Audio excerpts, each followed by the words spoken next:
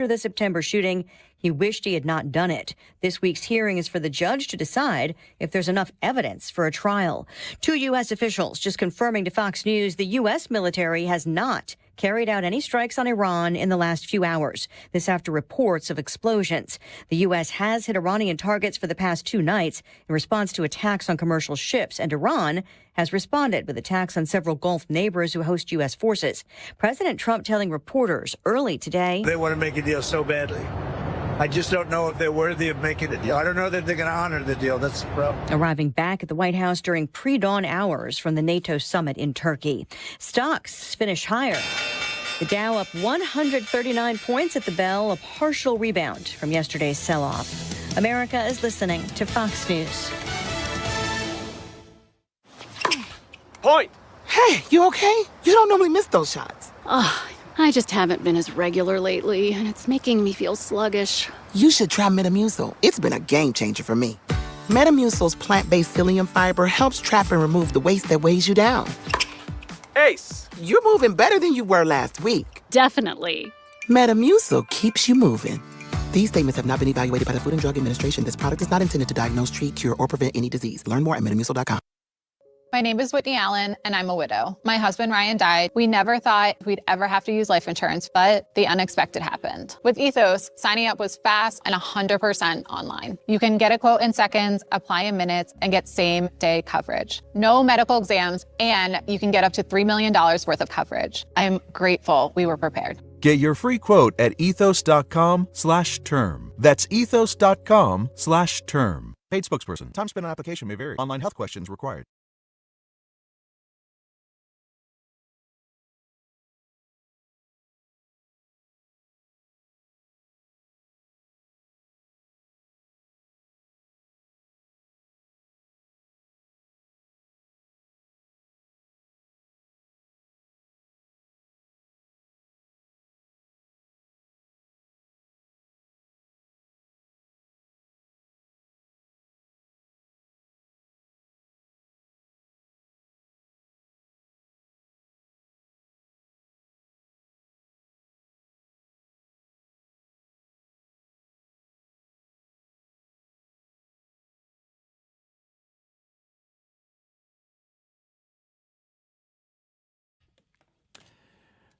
Fred, I think I have to open the show by saying good afternoon to my daughter, who's on a road trip with my wife, her mom, right now to Milwaukee. It's Becky's high school reunion weekend. Is this the one that was aborted last week? Well, they were actually, my wife was going to go up there 2 weekends in a row because last week was Summerfest and then Alexa got sick. Well, she had this nosebleed and ended up being a sinus infection.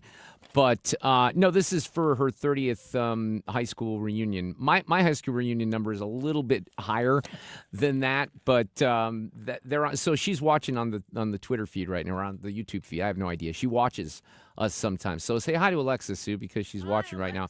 Hi, Alexa. They're getting closer to the Chicago area as they actually know because they would have gone up 39. You ever do that 39 from 55? Yeah, like when for you the get scenic way. Bloomington Normal, right, and then yeah. I haven't been on that road for a long time, but then you take it up to kind of where Appleton is, I think, and jog on up to Milwaukee. It's a little easier than going through all of that nightmare that is Chicago. So there's a lot going on this afternoon. Sue, how are you? I'm fine, thank you. Is it raining or not? Is it just cloudy?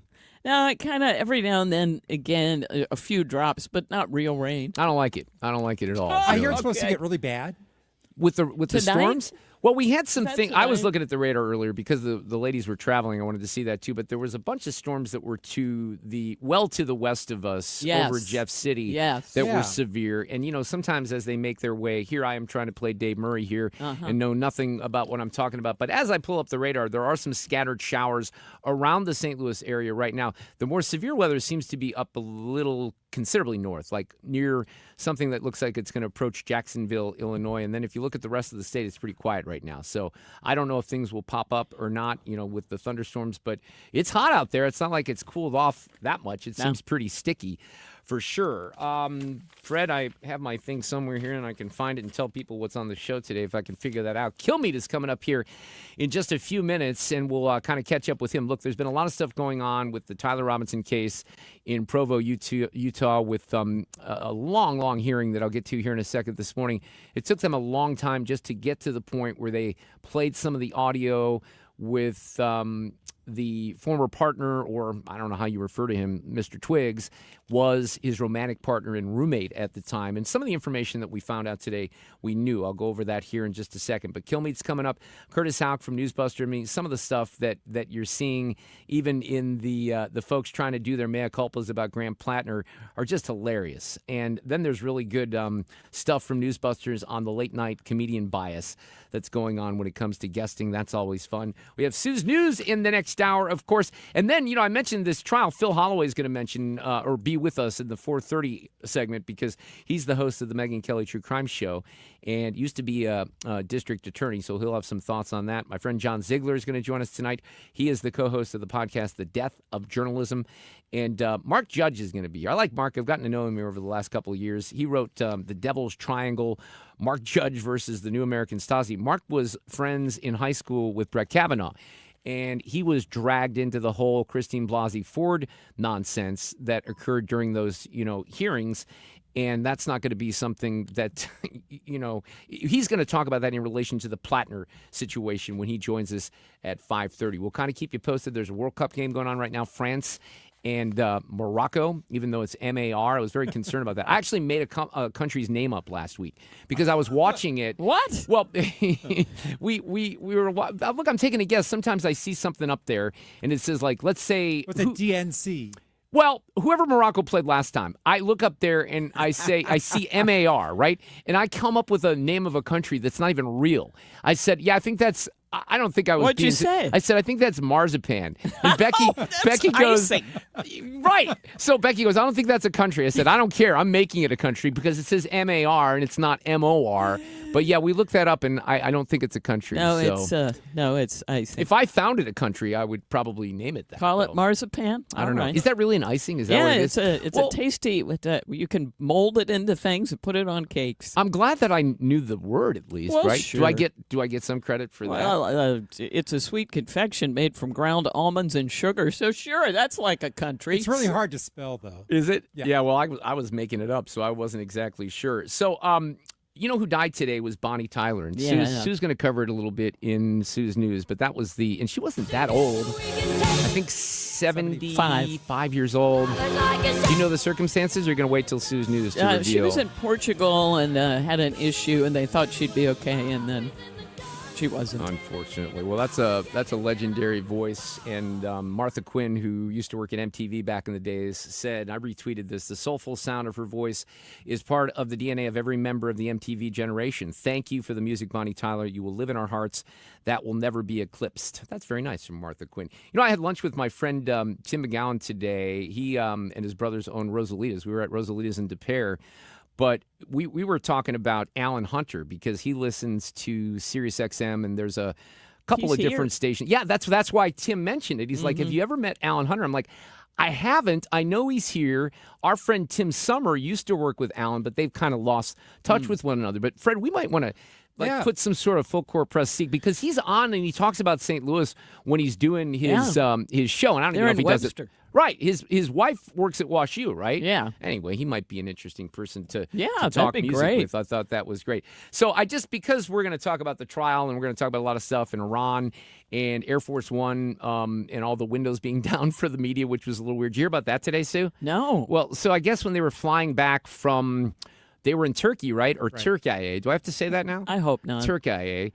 They were asked to close all the windows in Air Force One, like the. Why would they do that? I'm number one on the kill list for. No, that wasn't the one. Here it is. Do you know why they had us close our window blinds? That was not usual.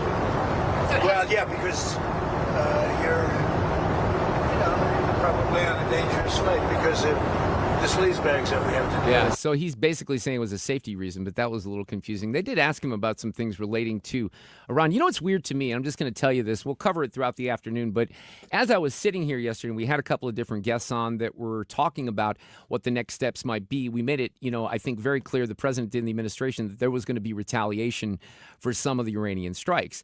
And usually it's right around this time or 4 o'clock when things get going over there. Jen Griffin comes on Fox. CENTCOM sends out, information. But what was fascinating, Fred, I don't know if you have this experience, but I was trying to find information on what we were doing, and I could find it on X, but I couldn't find it on any networks or anything. I left here and I was listening to CNN and Fox just because I like to monitor and see what they're doing, and no one was talking about it. So I even here 24 hours later, I have no idea what we hit, what we didn't hit, how effective it was, if there's going to be more retaliation, if the ceasefire is going to hold, if it's not going to hold. I have no idea. No clue. Do you? I know we hit a bridge. Okay. That was one cut I heard today with someone saying, well, we took down a bridge. But I don't know what else we did. I do want to focus on one part of my day here. I did make a trip back up to Walmart, Sue. I know you were worried about this. Oh, I was. The big special on Diet Coke rolled back from $14.97 to $9.97. This in part due to President Trump, who has heavily praised Walmart for rolling back the prices by 30%. I was awestruck when I saw this the other day. It's like the lowest I'd seen Diet Coke in maybe, I said 3 years at the time, maybe 5 years. So I went back today and I got 6 more 24 packs. Why not? And I'm basically going to try to stock up as much as possible. Brian Katrick, my friend who's on PJ Tour Radio, I love Brian. He commented because in the picture that I posted, I pretty much laid the Diet Coke 24 packs over my golf clubs. And Katrick said, over the clubs, that is love, right? Yes. But what I love about this, and this is maybe one of the reasons I like to post this on X, is, and there's people out there listening right now that are going to say this, oh, you're putting poison into your body. Here's someone, Tara says, soda is the worst thing you can drink. It destroys your body. It's not the worst thing you can drink. It's not even close to the worst thing you drink. Probably stuff with alcohol is a lot worse than that, and I guarantee you probably eat sugar. But the Diet Coke is poison types are my favorite. They really are. It's kind of like the masking people during COVID because there's no factual evidence whatsoever, but they keep saying it. I can promise you, ladies and gentlemen, nobody has died from aspartame on this planet ever, nor will they ever, right? So am I going to sit here and argue that it's good for me? No, but it's not bad for me, and if it was, I'd be dead right now. And I just think that these people are hilarious when they respond this way, that Diet Coke is somehow, the worst thing on the planet with no medical evidence whatsoever. I mean, if you really want to know what the evidence is on aspartame, you would have to have, I can't remember what the number is, but it's like 35 cans of Diet Coke. Now, I'm close to that, mind you, but it's ridiculous. There's no way humanly possible that you would be able to have enough aspartame to ever do anything. And then someone told me that I'm ruining my bones. No, I'm not ruining my bones. I drink a lot of milk. I'm fine. My bones are fine. I'm fine. But it's hilarious. The Diet Coke are poison people. And I just want to address you because you don't know what you're talking about. It's just nonsense. It's so stupid. Thank you. I had to get that off my chest. Okay. Brian Kilmeade is coming up next. We've got some volume out there. If you are driving on southbound 270, it's slow pockets from Olive down through Gravois. We've got volume too. There's a slowdown on the ramp from southbound 255 to westbound 255, just slow in that area.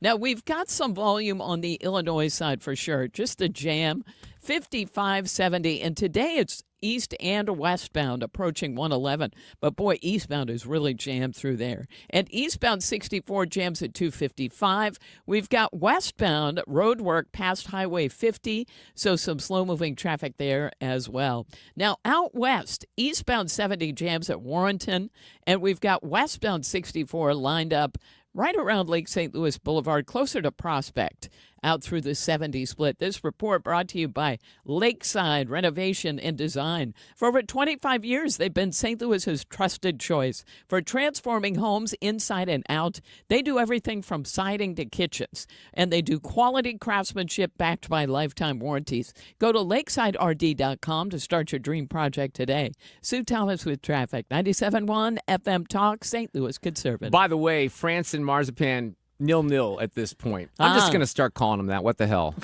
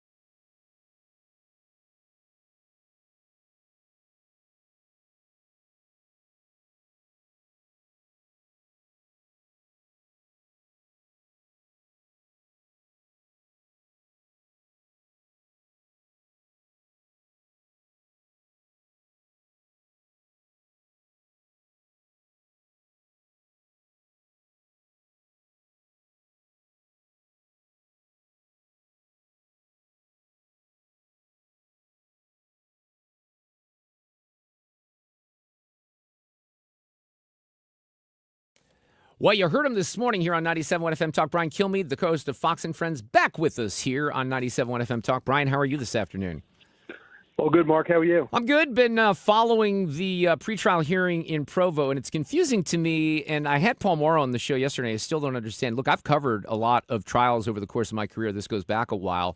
And, you know, from my perspective, a preliminary hearing is basically just, do you have enough proof to go to trial? And on Monday, you could have wrapped this up in 5 minutes. There's plenty of evidence to go to trial. So I'm confused. I know there's been some conversations on your set about what the judge is doing here, but we did get to see and hear, not to see, we got to hear the audio of the roommate today. And some of this we knew already, didn't we? I mean, it's unbelievable how obvious this is. And what I'm saying is, you know, so I don't know anybody who thinks they understand why this has gone on so long.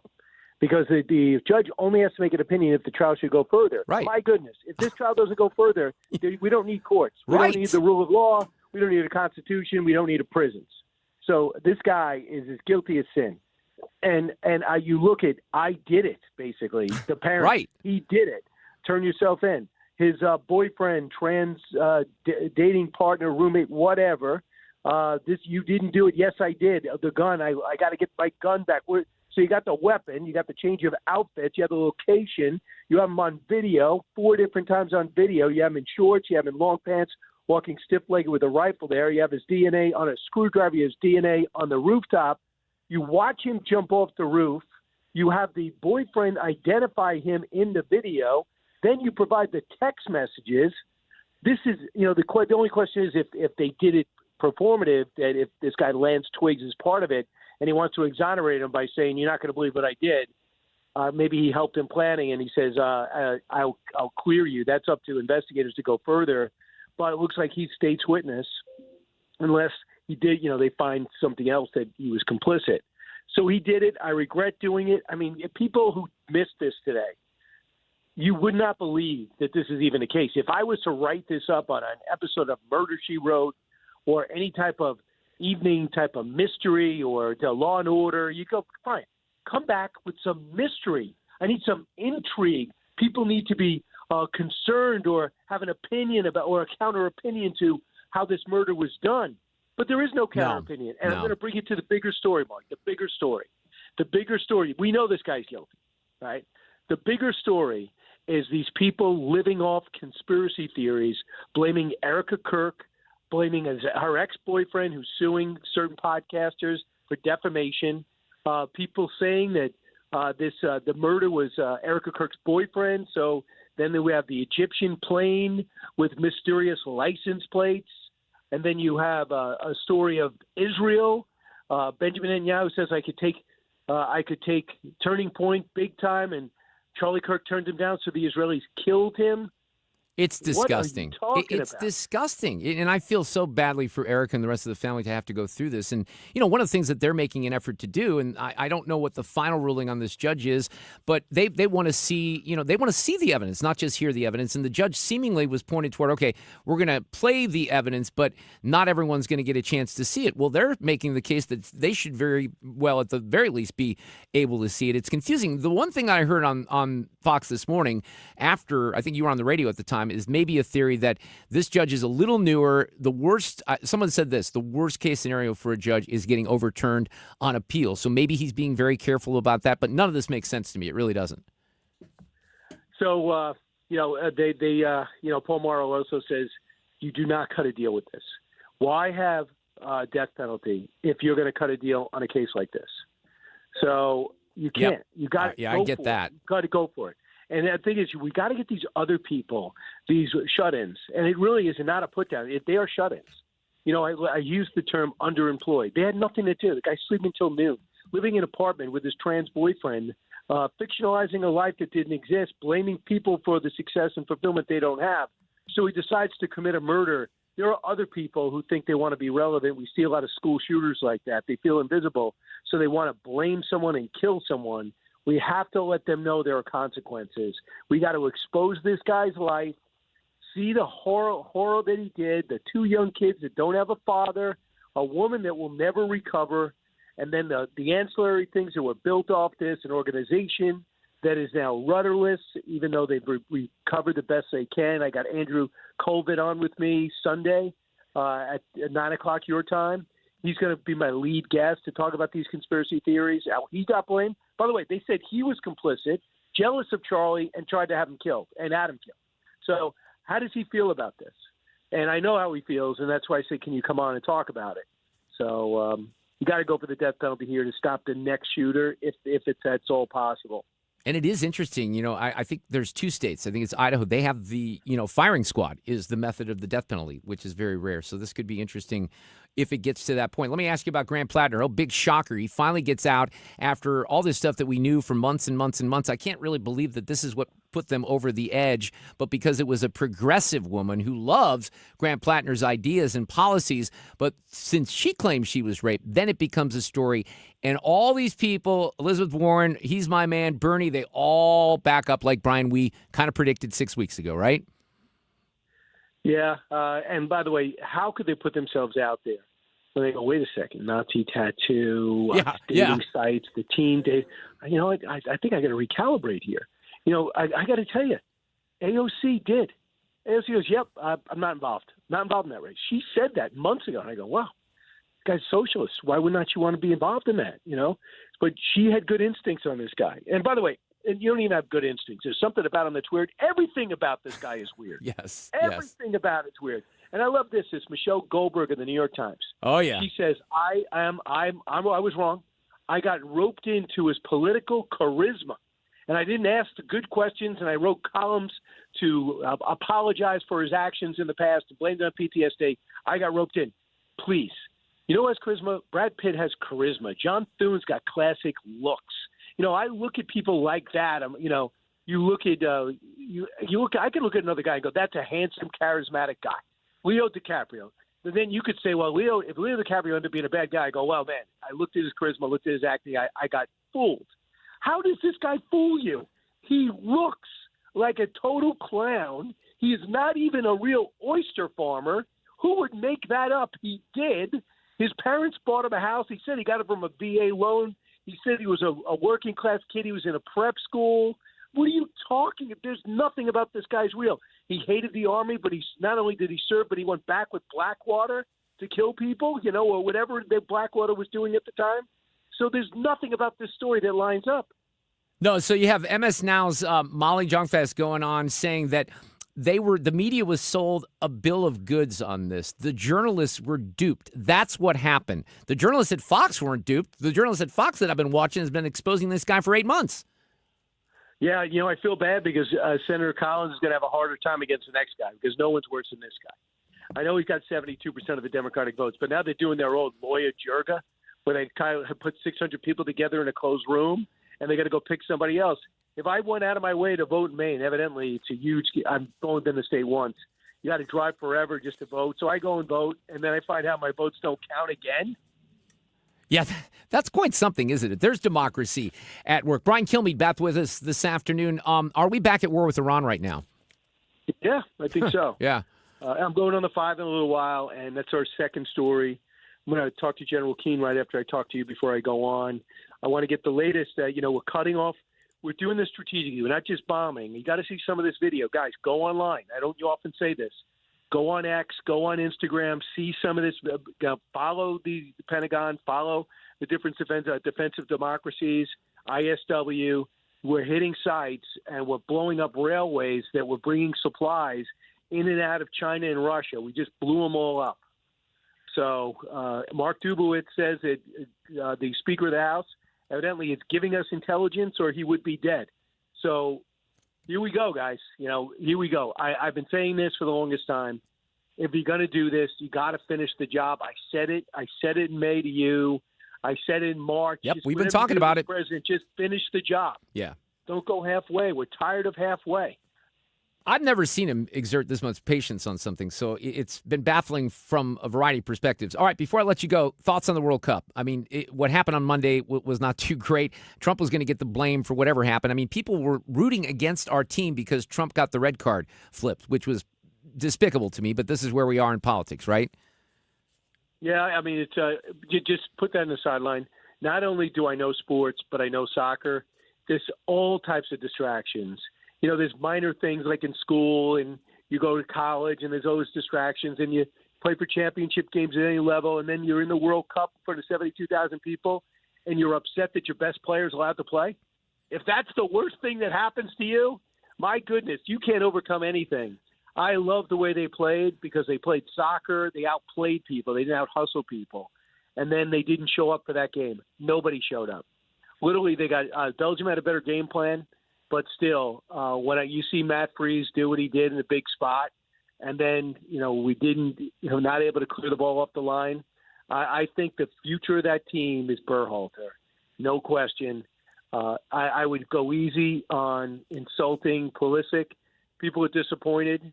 I'm not talking about scoring, about the way he played. I don't think he played great, and people are upset that he came out.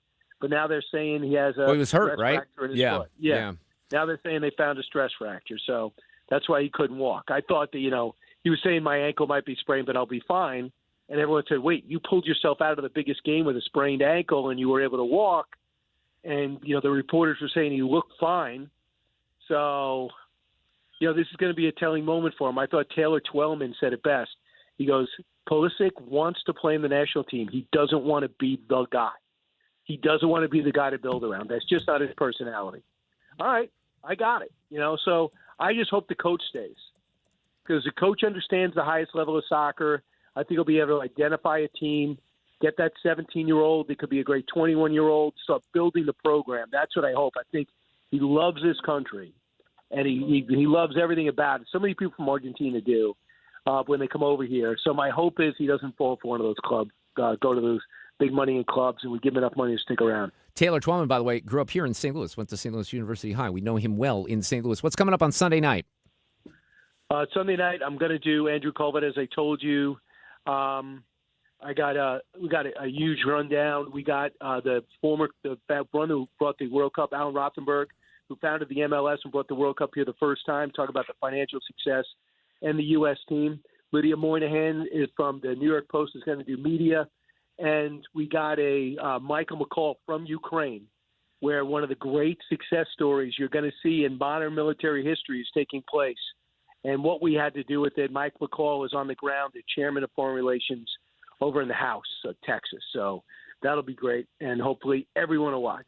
Don't forget, Brian is coming back to St. Louis on November 21st at the Factory. Tickets are available. Mr. Kilmeade, you have a great weekend. We'll talk next week. Go get him, Mark.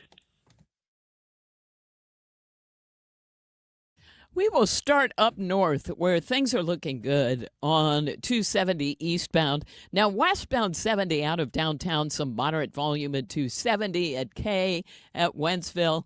Eastbound is still jammed from Warrenton to a point east of there. That's due to road work. Now, westbound 64, that's approaching Hampton out through McCausland, some moderate volume at 270.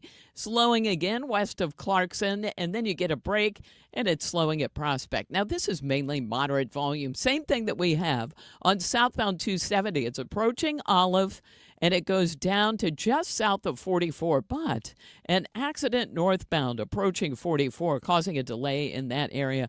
55 southbound slowing Highway M south of Barnhart. And on the Illinois side, eastbound 64 jams 111 to 157, and eastbound 5570 is slow at 203 and 255. This report is brought to you by Barron Mirror Glass and Door. We'd like to congratulate them on their 50-year anniversary. You don't stay in business that long by not supplying quality products with outstanding service. The key is their experienced staff. Contact Barron Mirror Glass and Door today and let them show you why 50 years is just a start. Sue Thomas with traffic. 97.1 FM Talk, St. Louis Conservative.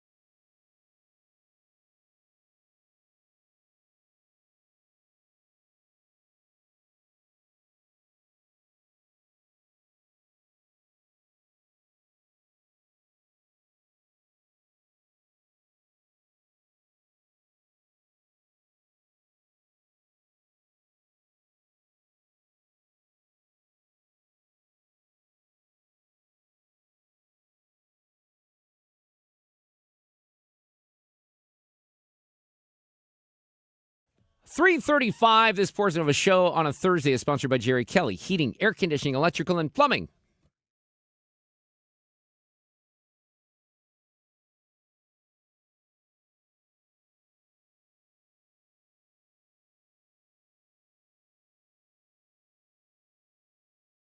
Graham Plattner is the real deal. He's a fighter, and he's ready to take that fight to Washington. Oh my. Graham Plattner has the grit to go against the grain and to fight for what is right. Yeah. That's the energy, that's the fighting spirit that the Democratic Party needs now more than ever. We are suspending campaign operations. I love that edit there. That's pretty good.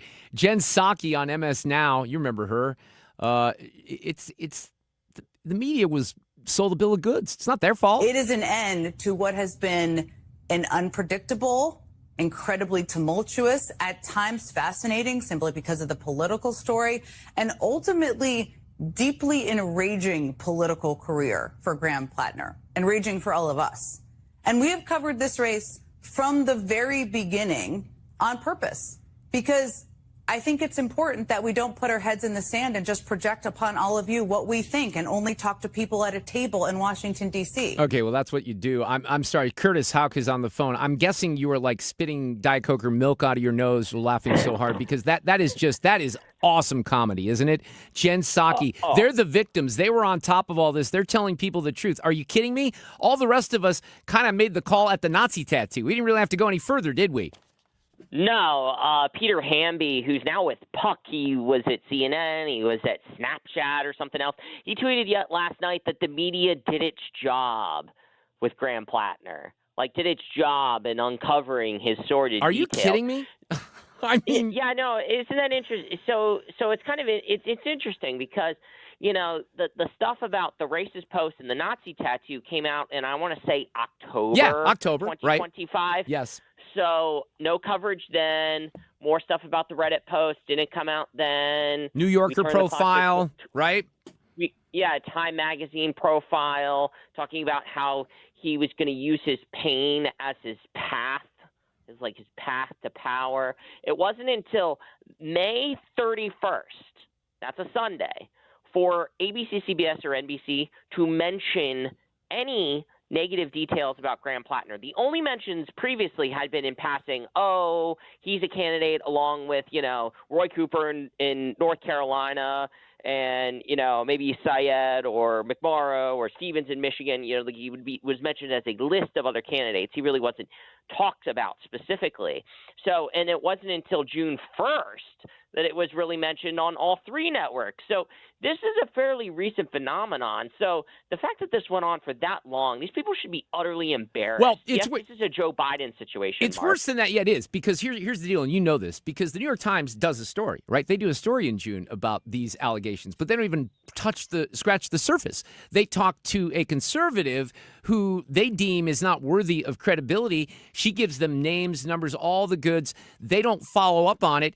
And then all of a sudden, when this happens and you have a progressive that loves Graham Plattner's ideas and policies and all that, but she was using the R word, well, then all of a sudden, then it's a story, right? I mean, the one thing that we do know, and you guys do the best job on the planet of tracking this, is that what you said earlier is exactly the opposite of what the media did. The media had this information. And by the way, I think, and I think you would agree, take out this week in that allegation, and what does that even change? We knew he was a piece of junk anyway, and John Fetterman's been calling this right from the whole time. Here's, by the way, Plattner. Over the past couple days, I have faced some very serious allegations, and I just want to make it clear.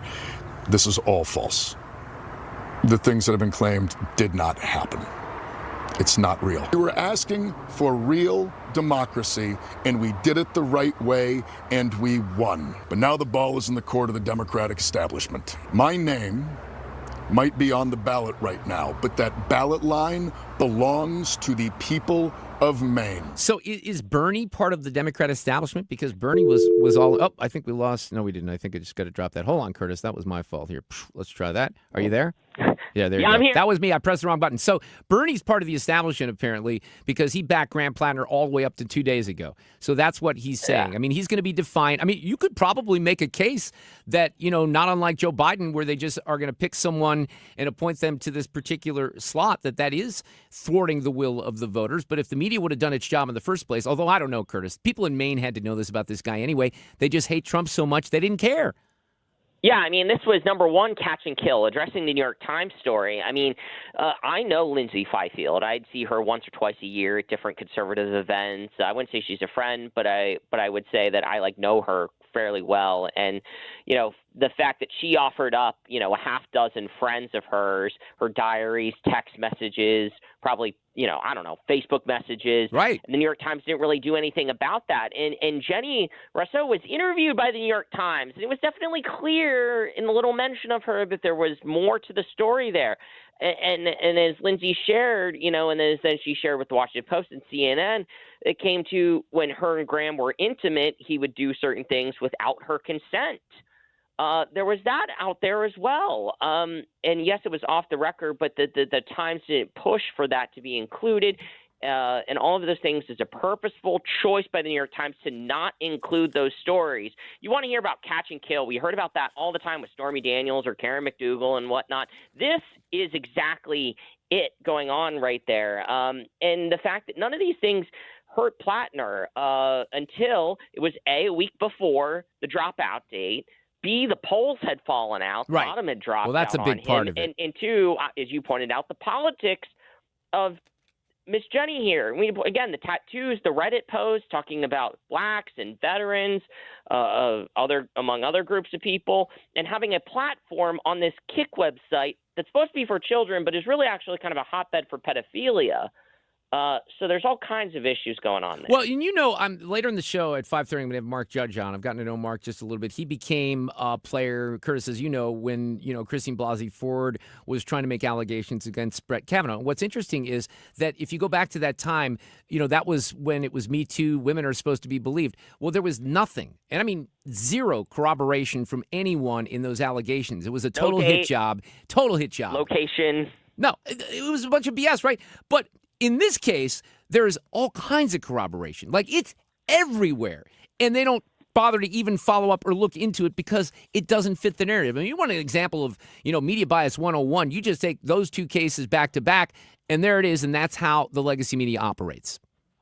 Right. Yeah, or E. Jean Carroll. E. Jean Carroll also couldn't name what year it happened. She couldn't name a date. She couldn't really give other kind of cursory, specific, very basic details about any of this. The media only care when they have an agenda here. And then the other thing that's below the surface that's in recent days come out, townhall.com had this, that a lot of Plattner's consultants previously worked with Dan Osborne in Nebraska. And now, Dan Osborne's kind of like, I don't really know what's going on here. When it's clear that many of the same people who worked for him went to work for Plattner. Plattner has said as much in many of his early interviews as part of the campaign. So the Democrats here, they should not be allowed to get away with this. The media should not be allowed to get away with this. And they really only seem to care about, Rousseau's story because of the politics of it, and because she used the R word. Even on NBC this morning on the Today Show, Lindsay Fifield wasn't even mentioned, but who was mentioned? 43 seconds went to Patrick Dempsey passing on a run because he's from Maine. And, Senator McDreamy, how great would that be? I saw your post on that. But look, even you posted something from CBS this morning. They're all taking an empathetic position on Graham Plattner, like he's the victim here, which is quite something. But I guess to be expected in the legacy media. They just don't learn ever from their mistakes. What are you finding? You find anything that is catching your attention from the stuff in Provo, Utah on the Robinson case? Because it's odd. It's very odd the way that pretrial hearing and preliminary hearing is going when there's ample evidence to say, yeah, this thing goes to trial, like now. Yeah, I mean, this is a quirk of like Utah state law that none of us are really used to, where you kind of have a trial where you kind of lay out the evidence, but not really, obviously, because there's no jury. I will say the networks have been covering it for the most part. It's very kind of ho-hum, very kind of matter of fact, not particularly emphatic in pointing out why they're going into such great detail. So that's maybe the one thing that I would say is missing from the coverage here. But unsurprisingly, they're not going to emphasize that because they are totally fine with the right ripping itself apart over all sorts of deranged conspiracies. What did you think about, now it's kind of a moot point because the U.S. team took a dump the other night against Belgium, but the whole thing that blew up, I mean, I kind of missed it because I was golfing on Sunday and a text comes in from someone that says they've overturned the red card. And then the next thing I see is people on Facebook saying that they can't root for the U.S., they're going to root for Belgium because Trump gets involved, which was utterly ridiculous. But you had people doing that out there. On the X, on social media, ripping on America. I mean, that was really something. There's a lot of things I would expect from the left, but that one I didn't expect. CBS was doing that as well. They were trying to argue that this was the president doing this. They brought on all different soccer experts, including Andreas Cantor's son, who works for CBS Sports in their soccer division, asking him about all this. And when they lost, they brought on Jimmy Conrad, who used to be on the men's team many years ago, and they all kind of made this argument that, the players lost because Trump upset their distracted mental psyche. Give me a break. Yeah. If you're on a team that is supposed to be the top level of soccer for your country on the planet, you shouldn't have. And there's going to be natural distractions. Humans get distracted, right? But to point to that with a team like this that's been working on a goal for many years, it's just utterly ridiculous. But again, we're kind of used to it with the hatred with Trump. Curtis, always great to have you on. I hope you had a good America 250. Did you blow up some things last weekend? I watched the big fireworks get blown up in D.C. there, too, dodging the thunderstorms as well. Nearly got heat stroke at the Great American Fair. It was as hot as the news was saying, so I got to give him credit there for once. The sensationalism was apt for once. Yep, it happens. All right, Curtis, have a great week. We'll talk to you soon. Yeah, you too, man. Take Talk care. to you. Curtis Houck from Newsbusters. Well, traffic-wise, we already have a jam on westbound 6440, and it's Kings Highway out through McCausland, and it's slowing again eastbound at 270, and again just east of Lindbergh in pockets through Big Bend. And southbound 270, slow pockets, it's moderate volume, but it's approaching Olive down to just south of 44. And there was an accident northbound near 44, so a delay there as well. Southbound 170 slowing at 64. And out west, we look okay. 70, some moderate volume at K. 64 slows at Prospect. But there is a massive jam on northbound 61 as you head toward Highway P. There's an accident just north of P that has caused a huge delay. There's also an accident on northbound 79, so it's really been a slow go out west. Now, if you're headed into Illinois, we've got some volume on the Poplar. It's not bad. Most of the volume is westbound 5570 approaching 111 due to road work, and eastbound 64 approaching 255 also due to road work. I'm Sue Thomas with traffic. 97.1 FM Talk, St. Louis Conservative.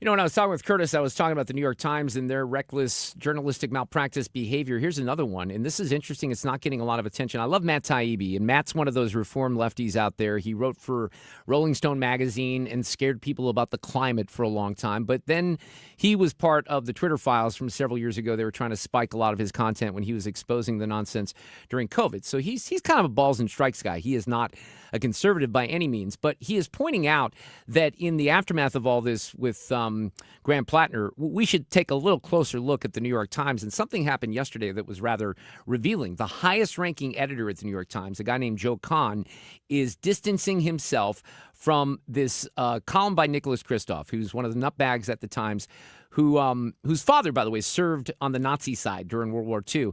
And he wrote a piece early in May that accused Israel of using dogs and carrots to rape Palestinian prisoners. Nothing about it was true. It was fabricated. It was Hamas propaganda, and it was condemned by a lot of different organizations.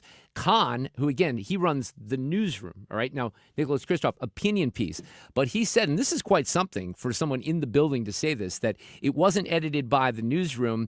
Asked whether he would have published the article in the news pages, Khan first replied, we probably wouldn't have. Then he said, no, we would not have done that exact piece. Now, he's not commenting on things that are related to Graham Plattner, but, you know, what Matt Taibbi tweeted out, he said, I know everyone's freaking out about Graham Plattner, but isn't it kind of a big media story that the New York Times editor is publicly dunking on the fact review process of the paper's opinion section? My answer to that would be absolutely. Absolutely, it would be. I mentioned yesterday, I think it was yesterday, it might have been the day before, that I love J.K. Rowling so much. She's so strong on the gender stuff, and she's a wordsmith, right? So sometimes when... It just really elevates everything she says. Right, and I have to look up words, and the other day it was at least a couple of words I couldn't pronounce. But she likes to, you know, play with the followers on X and have a little fun, but she wins every time because she's so good at it. So here, and I got to apologize in advance because there's some language here. I won't use it, but you're going to know it's not particularly good language. Someone named Anthony Dean, who is at Dino Tony, tweets at J.K. Rowling, so you're just a horrible C word then, who doesn't give a blank about humans and definitely not the safety of women and girls. You could have sailed off into the sunset and enjoyed life. Weird C word. To which J.K. Rowling responds, but listen to her response. This is what makes it great. Poor effort, Dino Tony. You could have easily crammed in a few more insulting references to female genitalia, but managed only a measly 2. Maybe that seems a lot to you, being double the number you've seen in real life. On which subject, fondest regards to your mother. I mean, that is just brilliant. And she probably just banged that out in like 10 seconds or something like that. I love that. And then there's a media story here, maybe that shouldn't be surprising considering where she's headed.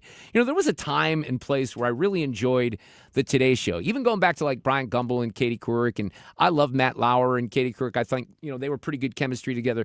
Katie Couric has revealed, like many legacy journalists have, but she's as lefty and nutty as most of them. But now she's revealing that she suffered a bout with transient global amnesia, a rare condition that suddenly robs people of nearly all their memories, even while they maintain self-awareness. So maybe that's why she made all the mistakes she did and is so biased. But it is interesting. She goes, a couple of weeks ago, she couldn't name the year or who resided in the White House. Gosh. It was Saturday, June 27th, 2026. But when I was asked the year and who was president, I got them wrong. This is what she wrote a couple of days ago. I wasn't sure of the month. I thought it was 2024.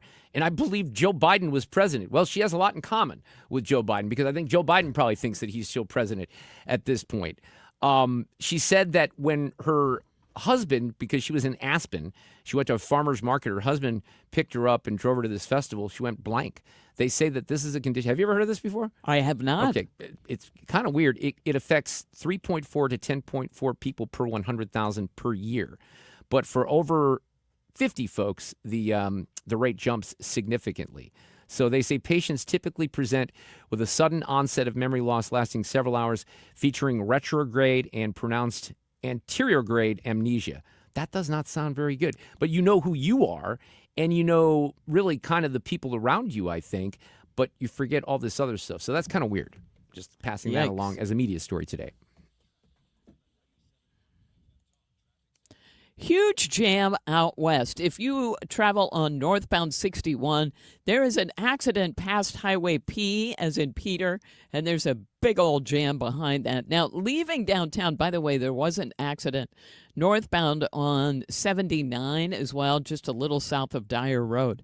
Now, westbound 70 out of downtown, some moderate volume in pockets, nothing terrible. But there's a jam eastbound 70 from Warrenton to a point east of there. And it's due to road work. We've got southbound 270, slow pockets, Olive down through Gravois. We've got some volume along eastbound 64. This is in pockets approaching 270 through Big Bend. Westbound slows now near Kings Highway. And we've got southbound 170 lined up, headed for 64. Now, if you're going into Illinois, we're fine on the Poplar, but there is a jam, or at least some slow-moving traffic on the Missouri side, headed for the bridge. And then, of course, a jam eastbound 64 at 255 and westbound 5570 at 111 due to road work. I'm Sue Thomas with traffic. 97.1 FM Talk, St. Louis Conservative.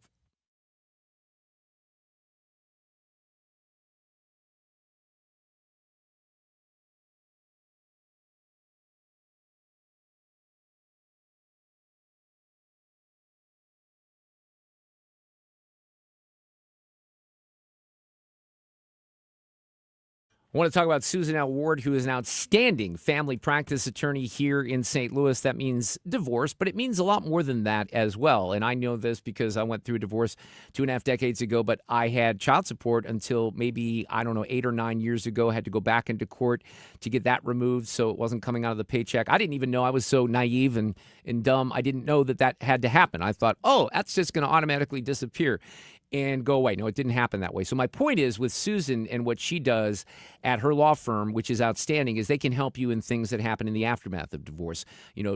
Anything that would be related to a modification to existing orders, parenting plans and things like that. Circumstances change. And the law, by the way, changes too. And if you go on to stlfamilylaw.com and you click on the blog portion of that, you'll see some updated information about Missouri laws that have changed, even that apply to equal parenting time and child support, so you can do a little homework on your own. If you need her help, though, reach out and do it as soon as you possibly think you need help. 314-783-9400, stlfamilylaw.com. The focus on family law and the emphasis on you.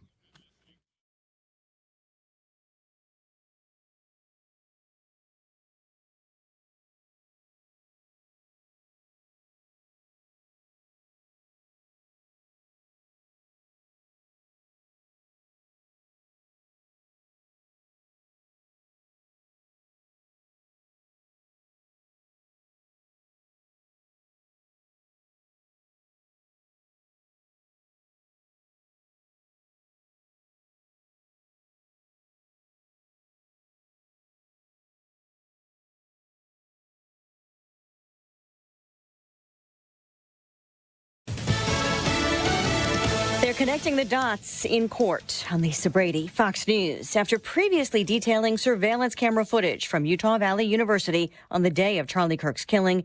Prosecutors today playing parts of the videotaped interview between investigators and Lance Twiggs, the former roommate and lover of accused assassin Tyler Robinson, who was shown photos of the surveillance footage during that interview. It definitely, especially the bottom, the last two, definitely do look like him. And a moment later, clarifying, they do look like Tyler Robinson. Prosecutors also focusing on a possible confession and text messages between the two. Twiggs telling investigators that when he questioned Robinson in person the day after the killing, he said he wished he hadn't done it.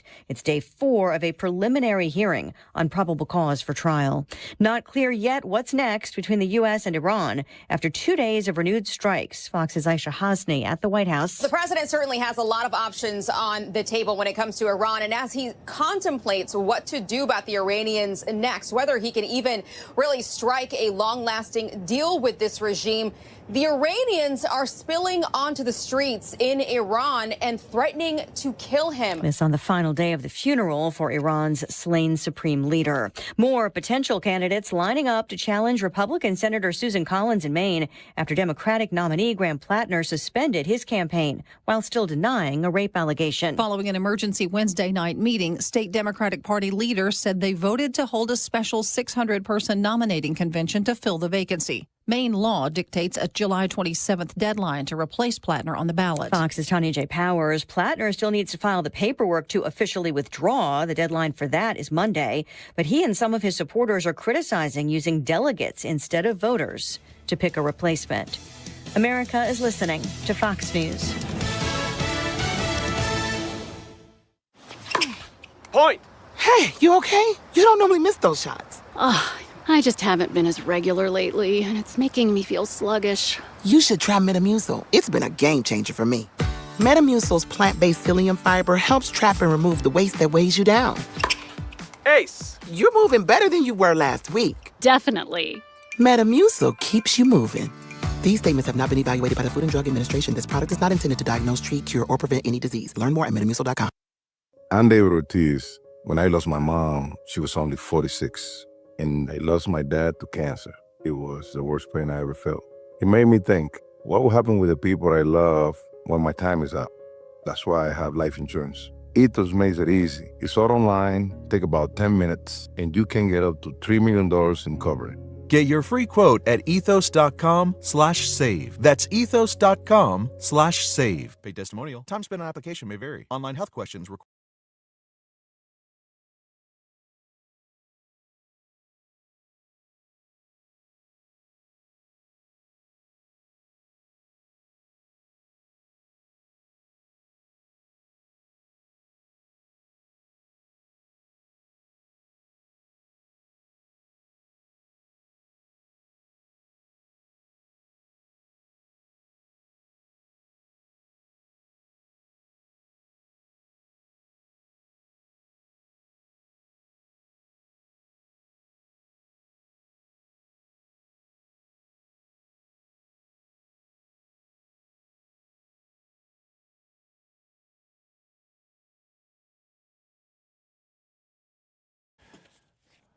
Thursday afternoon, Fred is in the studio. Sue Thomas, Ethan's working out there in the other room. He may join us here for Sue's News, which is coming up here in just a couple of minutes. I had lunch with my friend Tim McGowan today. I think I told you, Fred. He and his brothers own Rosalitas, and they used to, well, they were really responsible for renovating a lot of Washington Avenue back in the day. Nice. But he listens on a regular basis, is a fan of the show. And he literally thought your name because he was asking about you, and he said your name. How about old Fred Bottenheimer over there, ladies and gentlemen? And I told the story because, yeah, it's Bottomer. But for those people who don't know the history of that was a day in which Kenny Wallace, legendary NASCAR awesome dude here in St. Louis, was filling in for me. We were trying, I think my boss was looking for something a little different, and I was off one day on KMOX, and Kenny came in to do the show. And he was nervous, right? He was kind of nervous about doing the show. Yeah. Yeah. And he was nervous and he was overloaded with information. Right. Yeah. And Kenny's like that so anyway. Much stuff. Yes, right. You know, to remember. And the fact that he called me by the wrong last name, So- I wasn't about to correct him. Right. So No. he did it for the whole day until Called somebody you after the Oh, show. I So love you that. mean because this is I never corrected we him. pulled this because Oh, it was so Fred. awesome. How about old Fred Bottenheimer over there, ladies and gentlemen? So he said it more than once. I didn't During- realize I don't think that. I realized that either. Yeah, because I didn't bother correcting him because I didn't want to make his head explode. Oh, by telling him wow, something Fred, else. that's something. So- I That love wasn't that. important. I got a chance to share that story with Tim because he didn't know it, and I'm guessing there's a few people out there that really didn't know the origin of Oh, that. But wow. no, Fred's name is Bottomer, but it was Kenny that With gave a us D. that. Yes, exactly. And then But you can always gauge the love our listeners have for us and when the they say your show name, they know when your they name. call When they me know that, Fred. right? Well, when they think I'm say Fred. Bottenheimer. Yeah, Bottenheimer. They're That's loyal. great. But those people, when they show up at like the Kilmeade events, they know that your name is not Bottenheimer. They just get a kick Right, out of right. Kenny. I may call him Bottenheimer if I had to do your job for a day, and I watch you do it all the time. What were you going to say? That's a my, good my point. parking spot in the garage when I first got it was labeled Fred Bottenheimer. Was it really? Did they Yeah. do that as That's kind of a funny. joke? Yeah, as a joke. That's yeah. hilarious. That's pretty Yeah, good. We're Who funny. did that, Fred? I don't Do you know, know? but I love It's very Lindsay, clever. I think. Lindsay did? Yeah. Lindsay, Oh, right? that's good. great. I like that a lot. All right, we do have Sue's News coming up here. Phil Holloway, too. You know, this preliminary hearing for Tyler Robinson, I don't even like saying the guy's name, you know, the Charlie Kirk assassin. It's not alleged. It's the guy who assassinated Charlie Kirk, and they have to go through all this performative stuff in Provo. in order to get to, probable cause for a trial, which is just utterly ridiculous. But Phil's really good on this stuff. Of course, he's the host of the Megyn Kelly True Crime Show. He's a former DA, so he's worked plenty of times with preliminary hearings. And I've said this a couple of times. I've been to a lot of, violent crime cases that I've covered in court, and preliminary hearings are like, they don't last very long. There's a little evidence, and the judge's like, yep, there's plenty of evidence to go to trial. Wait. This is like they're laying out the entire trial this week. It's weird. Are you saying it's like a grand jury? So it's actual decision of whether it can Yeah, go? yeah. I don't think they have a grand jury there. I think that's what this so is. this is their version of that. Well, it's not really. A grand jury is different. A grand jury is deciding whether or not there should be an indictment. Okay, is there enough evidence to bring this? And as they always say, now look, there's going to be lawyers out there that are going to probably criticize some of what I say. I'm going to try to get it as right as I possibly can here. But they always say, you can indict a ham sandwich. So grand jury sits for a period of time, has different cases, different pieces of evidence that are put before it, and then they decide, yes, there's an indictment. In this case, you have someone that was, and I don't think a grand jury was even involved on the charges. Different states and different cities have, different methods, if you will. But he's charged, and I believe he was also charged maybe federally, because there's different ways you can charge. And then the next step in the process, outside of filing, this and that, there's always appeals and different things like that. They have a preliminary hearing. And in that preliminary hearing, typically, this is my experience, like maybe you'll have one witness or you'll have a little bit of evidence, but you're not putting on your entire case in front of the judge. And the judge looks at it and says, yep, the defendant's there. Yeah, there's enough to go to trial, because there's always enough to go to trial. I mean, very rarely is a judge going to stop that and say, nope, there's no evidence here. This should have literally taken about an hour, and it's taking a lot longer than that, which is confusing. Now, as I mentioned to Kilmeade, maybe there is a strategy here with the defense, and they're just trying to wear out the prosecution. But one thing that's interesting is there's complaints from the defense about this, making a toxic jury pool, because they'll know all the information.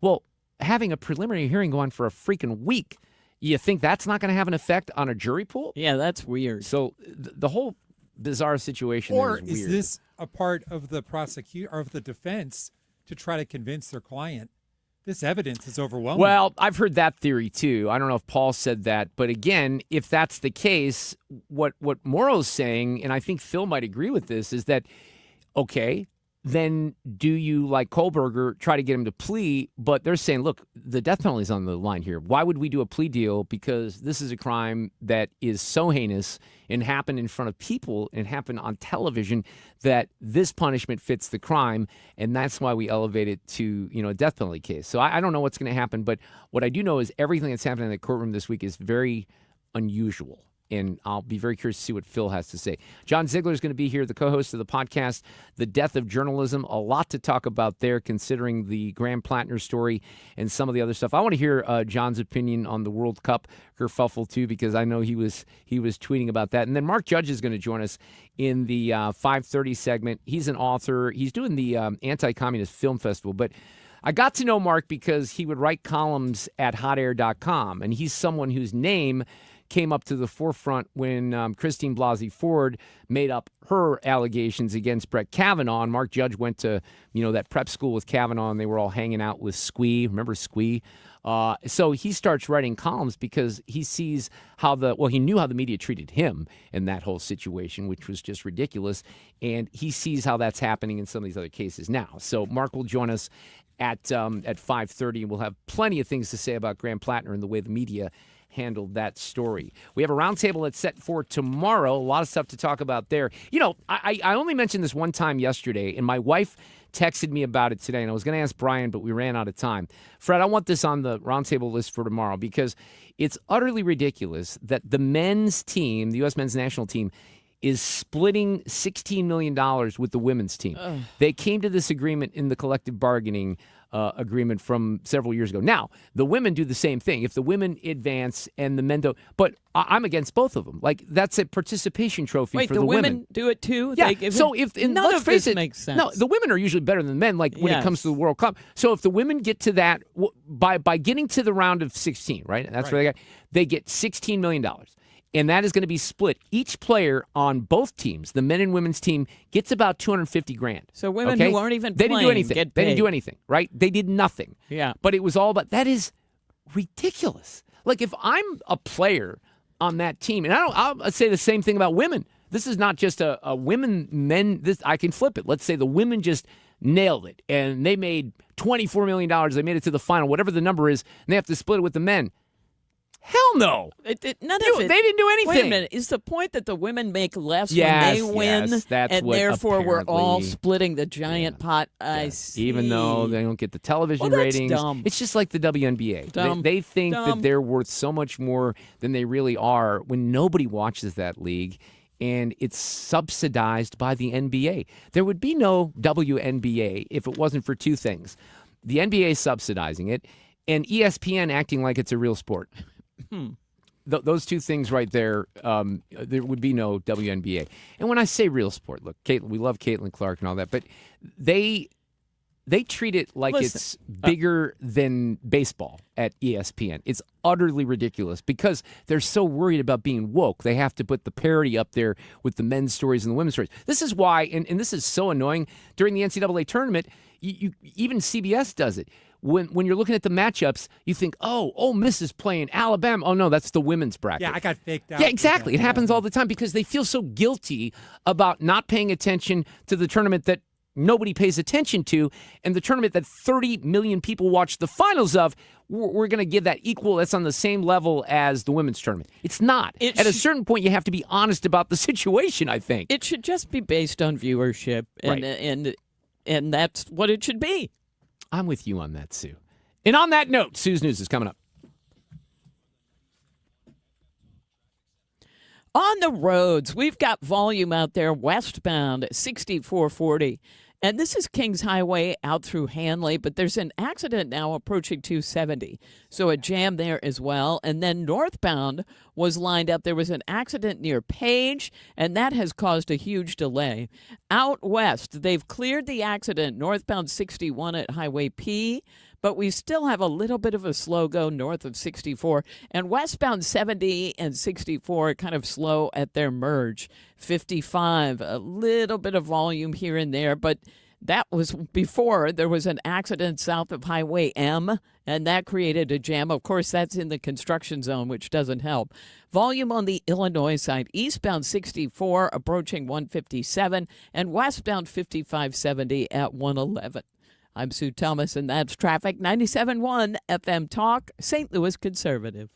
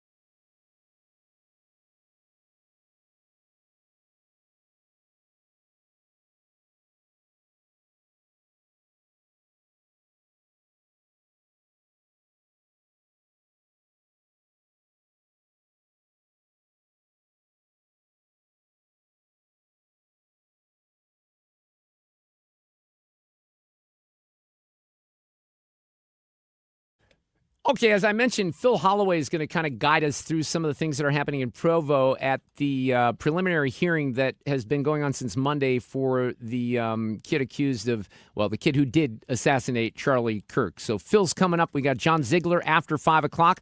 Audio cut of the day a little later as well. These allegations are deeply concerning. Does the president have any comment? We're not going to comment. It's not clear messaging. No. And now, Sue's News. Brought to you by Sue. You guys, it's National Sugar Cookie Day. I love a good sugar cookie. I don't like it to be too firm. I like a little mush in there. You know what I'm saying, I do know what you're saying. Yeah. Wow, you gave that a lot of thought. I like a good sugar cookie, though. Oh, love it.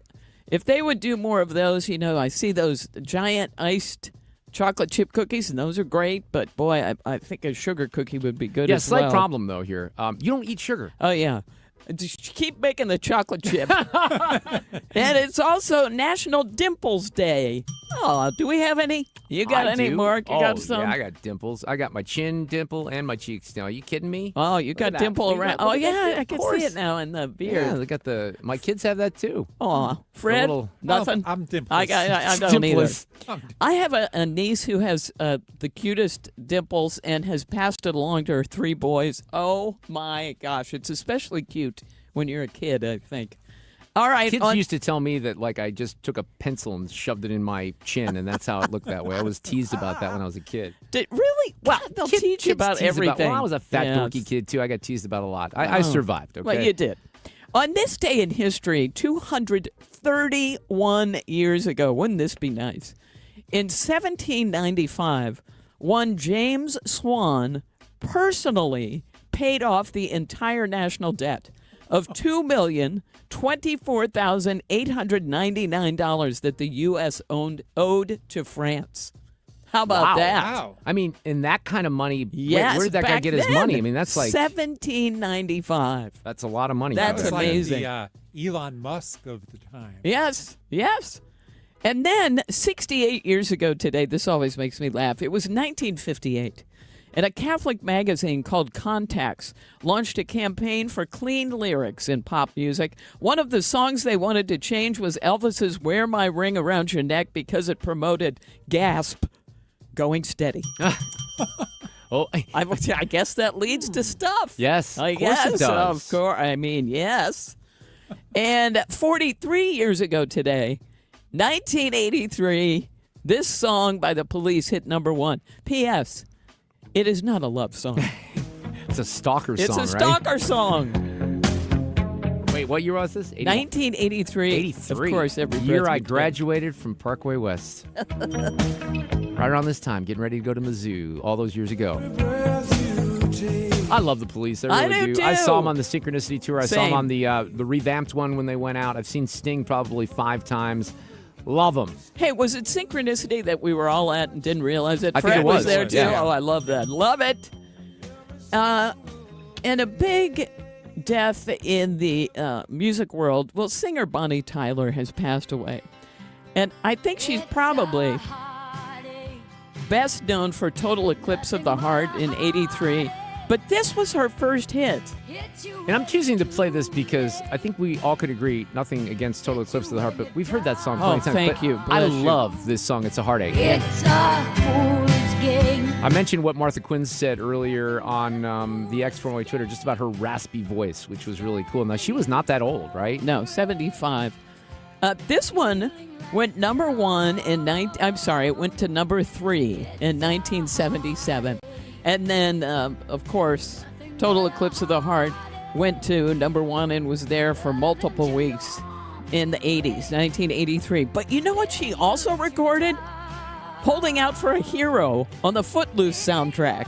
Oh, yeah. And I Forgot almost about put that. that in, and then I didn't see it till the end and didn't. Yeah, I knew she had done that. That's interesting, though, to kind of remind us. Here's, of course, I'll play a little Total Eclipse of the Heart. It's just such a legendary song, It right? was. It really is. Yeah.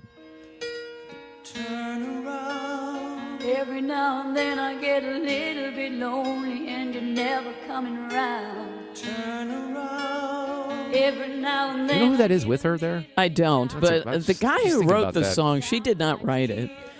She, by the way, Bonnie Tyler was Welsh, and her real name was Gaynor Hopkins. And then she married Sullivan, so she's Gaynor Sullivan. Yeah, Gaynor. Just random thoughts. All right, Jeopardy has just announced that they're hiring a clue writer. I'm sure we could all apply for that. And the gig pays between $132,000 and $178,000 a year. That's a pretty big range. Yes. But getting the job is going to be tricky. Of course, you have to pass the same tough online trivia test that contestants take. So you have to take that. And then you have to write your own clues covering everything from history to science to pop culture. And then you have to create a final Jeopardy question or two and then back up your research. That's way too much work. Yeah. Way too much work. The writing team, by the way, they have is really tiny. It's only about 10 people, which makes this one of the rarest jobs in television. So if that's your thing, you can go for it. By the way, France scoring and are up 1-0 on Morocco right now, early in the second half at the 61-minute mark. Wouldn't that be MOR? I'm starting to join you in this thought. That's what I mean. It says MAR. Yeah, I'm coming over to the Marzipan team. And just in honor of the Heat and Mark, we've got Jim Gaffigan looking back on the extreme heat in Vegas. I love this. Last summer, I was in Las Vegas. It was 114 degrees. 114 degrees. You can actually hear the sun at that point. It didn't feel safe. I was like, are we supposed to be here? 114. Like, you're never at a friend's house, warm in here. Yeah, I set the thermostat to 114. That's how I like it. I'm part lizard. Thermostats don't even go up that high. Meat thermometers do. It was 114 degrees, which was shocking, but not as shocking as how casually Las Vegas residents just went about their day in that heat. It was like, you were like, let's play Frisbee, time to walk the dog. I was like, get inside! The earth is on fire! Get inside and beg for God's forgiveness! You've obviously angered him!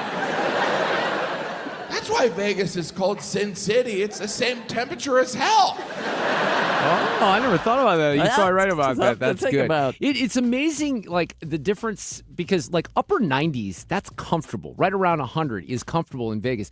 But, man, you get over 110, it is, I've been there when it's 114, 115. It is brutal.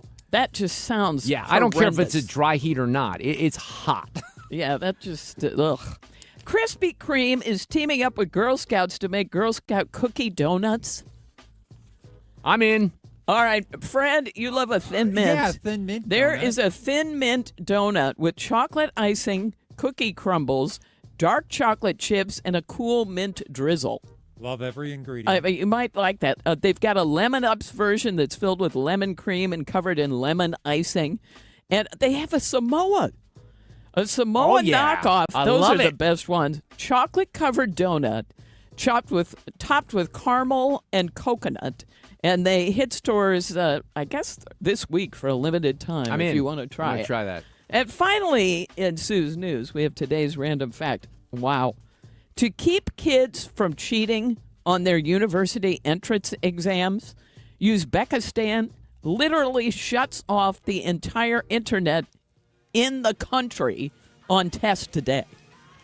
They figured that way, I don't care what you bring in, if you're looking at, you can't cheat. That's right. There you go. Sue's News in the books for a Thursday. We're coming back with Phil Holloway. Now I'm only falling apart. Nothing I can do, a total eclipse of the heart. With your money now. Anthropic has appointed former Federal Reserve Chair Ben Bernanke to its long-term benefit trust. The trust is the company's independent governance structure that advises the company and appoints its board members. In that role, Bernanke will not hold any equity in Anthropic, but will be paid for his time in service. A new report by the New York Federal Reserve Bank shows that companies which have already paid tariffs may be expecting to raise their prices yet again. Some 44% of manufacturers from the report expect to raise prices in the next 6 months or more in the future. and 47% of service firms plan to do the same. Wall Street finished the day higher across the board. The Dow Industrial Average was up 139 points, ending the day at 52,487. The Nasdaq added 336 points. The S&P 500 picked up 61. And that's your money now. The board recommends approving. Regarding that seat on the committee, we're promoting. To boost quarterly earnings. Every day, shareholders meet to discuss important matters about the companies you invest in. Now you can easily make your voice heard. Vanguard Investor Choice gives you a say in the companies you invest in. With just a few taps, you can set your proxy voting preference for your index funds. Visit Vanguard.com/investor choice to learn more. Vanguard investors own shares of our index funds, which own shares of the companies they invest in. Available for Vanguard index funds that participate in Investor Choice. Vanguard Marketing Corporation Distributor. From the FIFA World Cup to competitive business environments, grand ambitions lead to game-changing achievements. At Bank of America, we're there to support businesses at every step, providing insights and expertise to help you gain an edge. He shoots, he scores! What would you like the power to do? Explore winning business solutions at BofA.com/gamechangers. Bank of America, official bank of the FIFA World Cup 2026.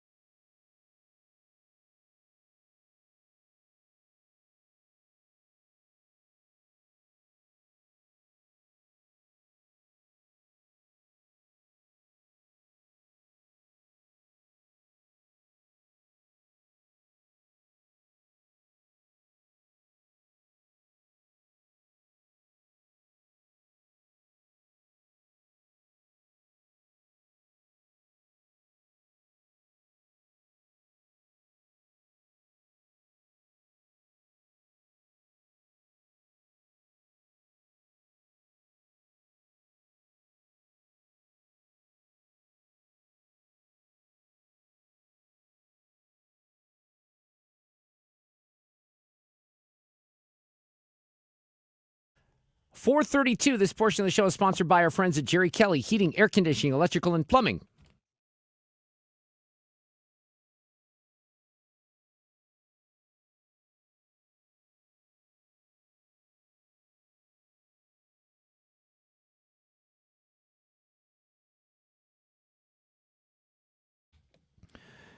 Here's a little of the audio that was played in this courtroom in Provo, Utah, where the roommate, the partner, the lover of Tyler Robinson was, seen in a recording in the aftermath of the Charlie Kirk assassination. Do you recognize the person in these images?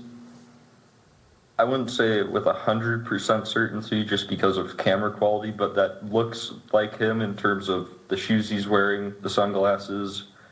I don't think I'd specifically seen him wearing that hat, but he was usually wearing a hat, and then jeans. So it definitely, especially the bottom, the last two, definitely do look like him. They do look like Tyler Robinson. He had to say his name for the record there. It's interesting. He was very, very calm in these proceedings, and I'm just going to hop around a little bit on the audio. Some of this we knew because the text messages were revealed. Did he talk about what he had done? Didn't go into detail. I just asked him in person if what he said was true the night before, and he said it was. I started crying a little bit and said he wishes he hadn't done it. We have Phil Holloway back with us, host of the Megyn Kelly True Crime Show. That was played in court earlier today after a lot of, back and forth on whether or not this should be televised versus just the audio. Phil, how are you this afternoon? Oh, I'm doing great, buddy. Always happy to be with you. What in the world is taking so long for a preliminary hearing? I've been talking about this for a couple of days. I've covered a fair amount of these in my life. You've been a part as a DA, and usually it doesn't take very much for a judge to see some evidence and say, yeah, there's probable cause for a trial. So why, in your opinion, is this being dragged out and is coming off like more of the actual trial instead of a preliminary hearing? Okay, so the rules in Utah involving the use of a grand jury, there has to be some judicial determination of probable cause in any case. But in Utah, this is actually the preferred method. It's more difficult, apparently, for a prosecutor to convene a grand jury than it is to proceed in this particular fashion. But that being said, every preliminary or probable cause hearing that I've been a part of has taken much less time. I've been involved both as a prosecutor and defending very complicated cases, more complicated than this, I should add, that the preliminary hearing only takes a few hours. So I think that this is taking an extraordinarily long time, partly because I think the prosecution is trying to quell some conspiracy theories that are floating around. Some of them are patently absurd. Oh, Most they of them are. are. Yeah, and also I think you got a problem. I mean, the defense is throwing up every roadblock they can, which I don't blame them for, but they are objecting quite a lot. But the big problem, Mark, is this judge. Now, a lot of people love him, and I understand that he has to balance the rights of the accused and the rights of the public, but he is giving every lawyer in the room, even Erica Kirk's lawyers, he's letting every lawyer basically say everything they want to say, and he's not, in my opinion, doing a very good job of making this run efficiently. He's not a bad judge. I'm not saying that, but he's new. He was only appointed to the bench, I think, sometime last year. Right. Yeah. So I think there's a learning curve for him, and honestly, I think he's gotten a lot of his rulings as it pertains to making this evidence available to the public. I think he's just gotten that wrong. Everything that's admitted in court needs to be available to the public, period. I heard one theory from someone earlier today that because he's new and that the worst thing that a judge really can ever experience is getting overturned on appeal, that he's being particularly careful about that. But that still doesn't make sense with how long this is lasting. I mean, you could take a look at any of this evidence and just single out one and say, yeah, there's plenty of probable cause. The guy admitted it, right? I mean, I don't even know why you have to poke around on this so much. And then what's happening with the Kirk family is just rather disgusting, unfortunately. So one question I have for you, though, is do you think because this is a death penalty case that this is going to get pled out? Or is the prosecution going to say, we can't do that because this is too heinous of a crime, we're trying to get the death penalty?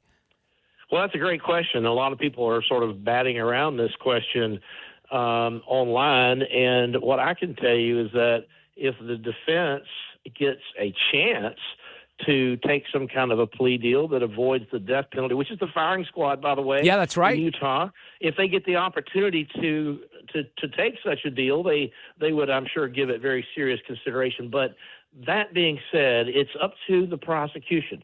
Think back to the Kohberger case. In Kohberger, he pled out to avoid the death penalty, but the defense actually made that offer to the prosecutor, who gave in and conceded. Mm-hmm. So it's up to the prosecution. Either they're going to offer a plea deal or they're not. And I think politically at this point, they might be in a place where they're just kind of politically hamstrung, and they may just think that they just can't really offer any kind of plea deal because the evidence is overwhelming. And so this trial is not going to be about guilt or innocence so much when we get to the trial, but it's going to be about whether or not a jury would sentence him to death. Phil Holloway here. He's the host of the Megyn Kelly True Crime Show. Was there anything that you heard today? Because a lot of this information had been revealed. The text string, for example, had been out there. Obviously, we had not heard Mr. Twiggs in his audio recording. That was presented today. But anything catch your attention that maybe surprised you or that you were not aware of, Phil? Honestly, no. We did get a lot more context, and we got more detail.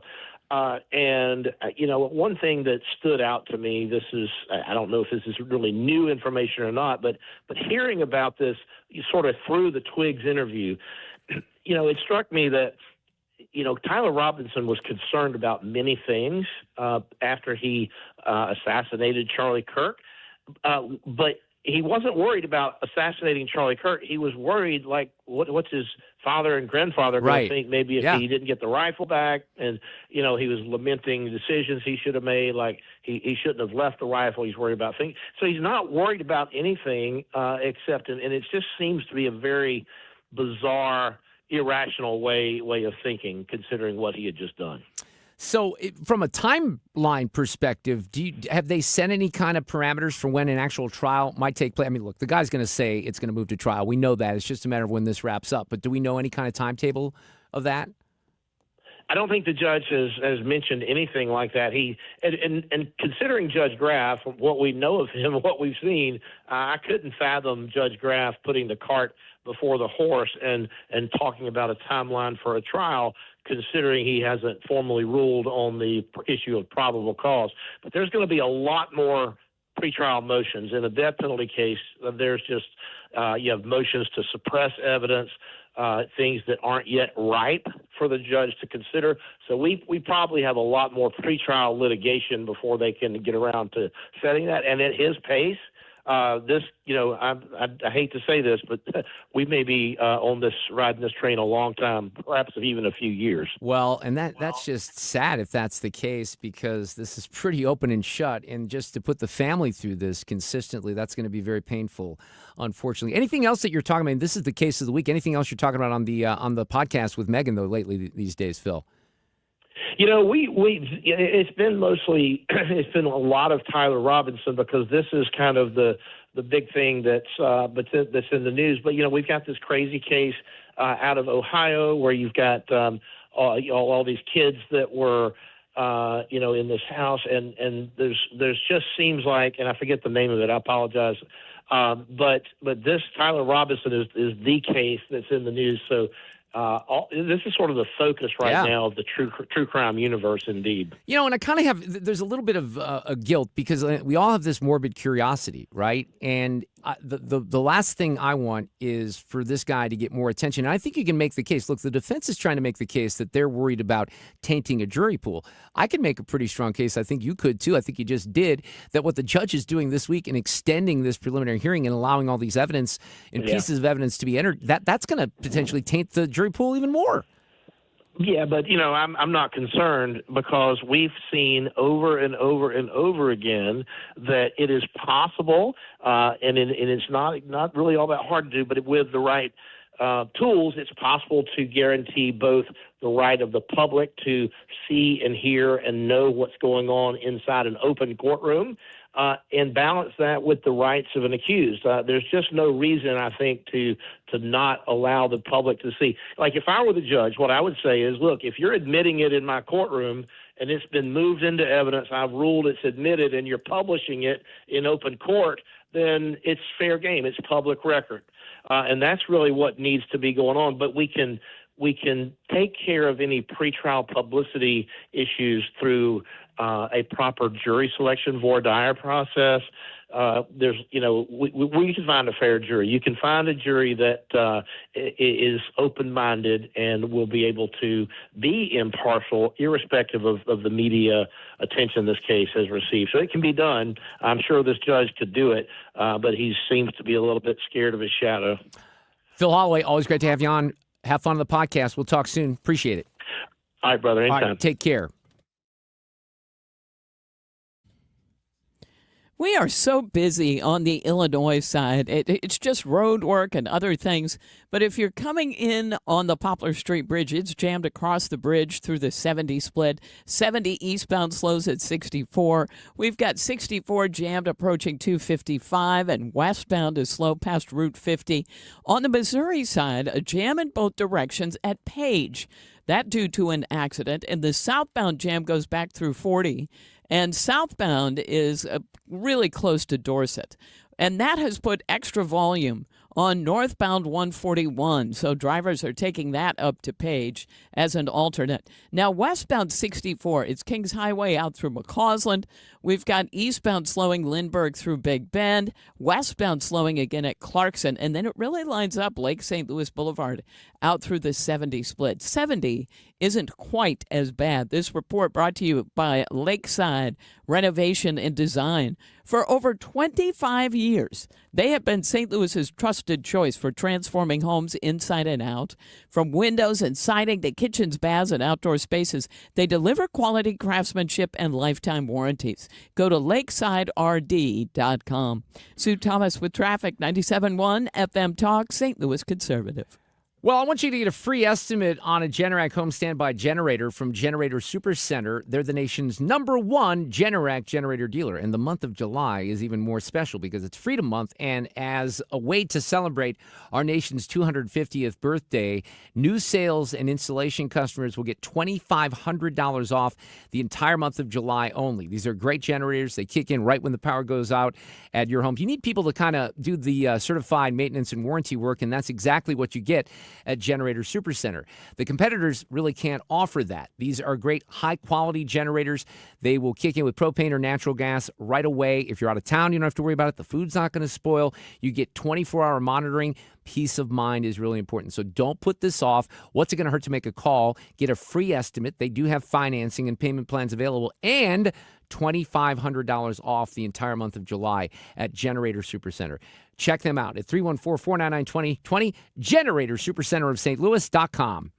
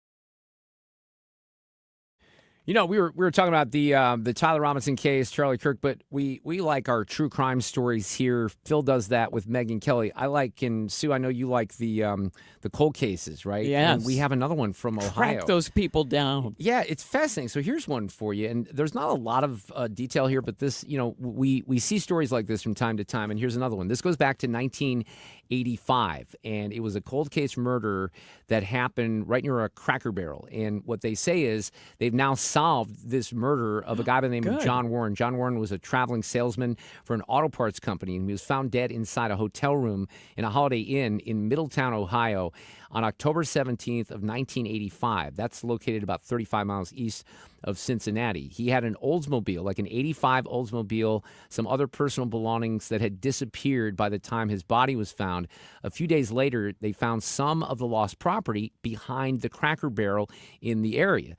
And then his car pops up in Reddington Beach, Florida, but they never make any arrests. They look at leads at the time.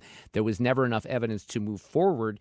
And in 2019, they reopened the case. And what they did, and this is what happens, they took the items from all three of the crime scenes, submitted for more DNA analysis. I mean, this was a situation where the mid-'80s is, I talk about this trial that I covered in mid-Missouri, probably circa 88 or 89. Ralph Davis was a guy who was convicted of murder without a body even being found. He killed his wife, and it was strictly DNA evidence. It was the first case in the country where someone was convicted of first-degree murder without, a body just on DNA. So you have to remember, in 1985, they didn't, have the advanced technology, but they keep all of the evidence, right?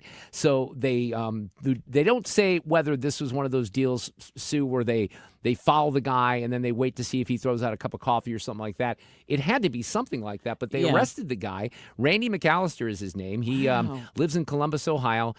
In addition to McAllister, they also identified someone else who might have been an accomplice, but that person had already died. So they are presenting the evidence before a grand jury. The grand jury, I guess, did indict him on murder and aggravated murder charges. But again, one of those situations, you think about that, that's 40 years ago, right? Yep. And you carry that. They don't really say what the motive might be. I guess maybe, just robbery or whatever.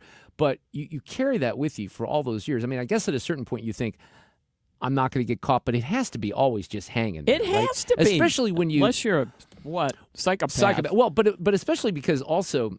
You hear about these cases. Like some of these guys, look at the Gilgo Beach guys, the most, prominent for me because, there was so much evidence in that and they just ignored some of it. But when they put the pieces together and they kind of opened that as a cold case, it became very easy to solve. The Golden Gate Killer, remember that? And that they found that because somebody uploaded their DNA onto one of those, 23andMe places, and they tracked him down. Oh, I love that. So that, we've had Brett Young talk about that. I don't think he's super comfortable with going to but I don't have an issue with it. I mean, I don't know. Maybe I should, as a libertarian, be more concerned about some privacy issues there, but I'm not. So I heard a soundbite this morning. And I thought that it was, I'm just going to tell you, I thought it was a joke because I saw it, you don't know necessarily what's real and what's not real sometimes on social media because of AI. And I heard some pilots making a landing at the Palm Beach airport, and they were calling it President Donald J. Trump International Airport. Well, in fact, Florida's West Palm Beach Airport has now been named Donald Trump International Airport. Did you know that? No. Okay, so this is...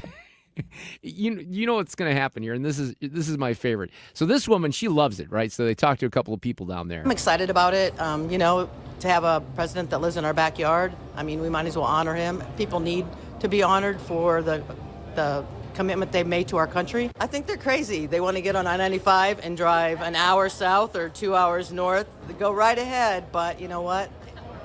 Just because of a name change to change your airport.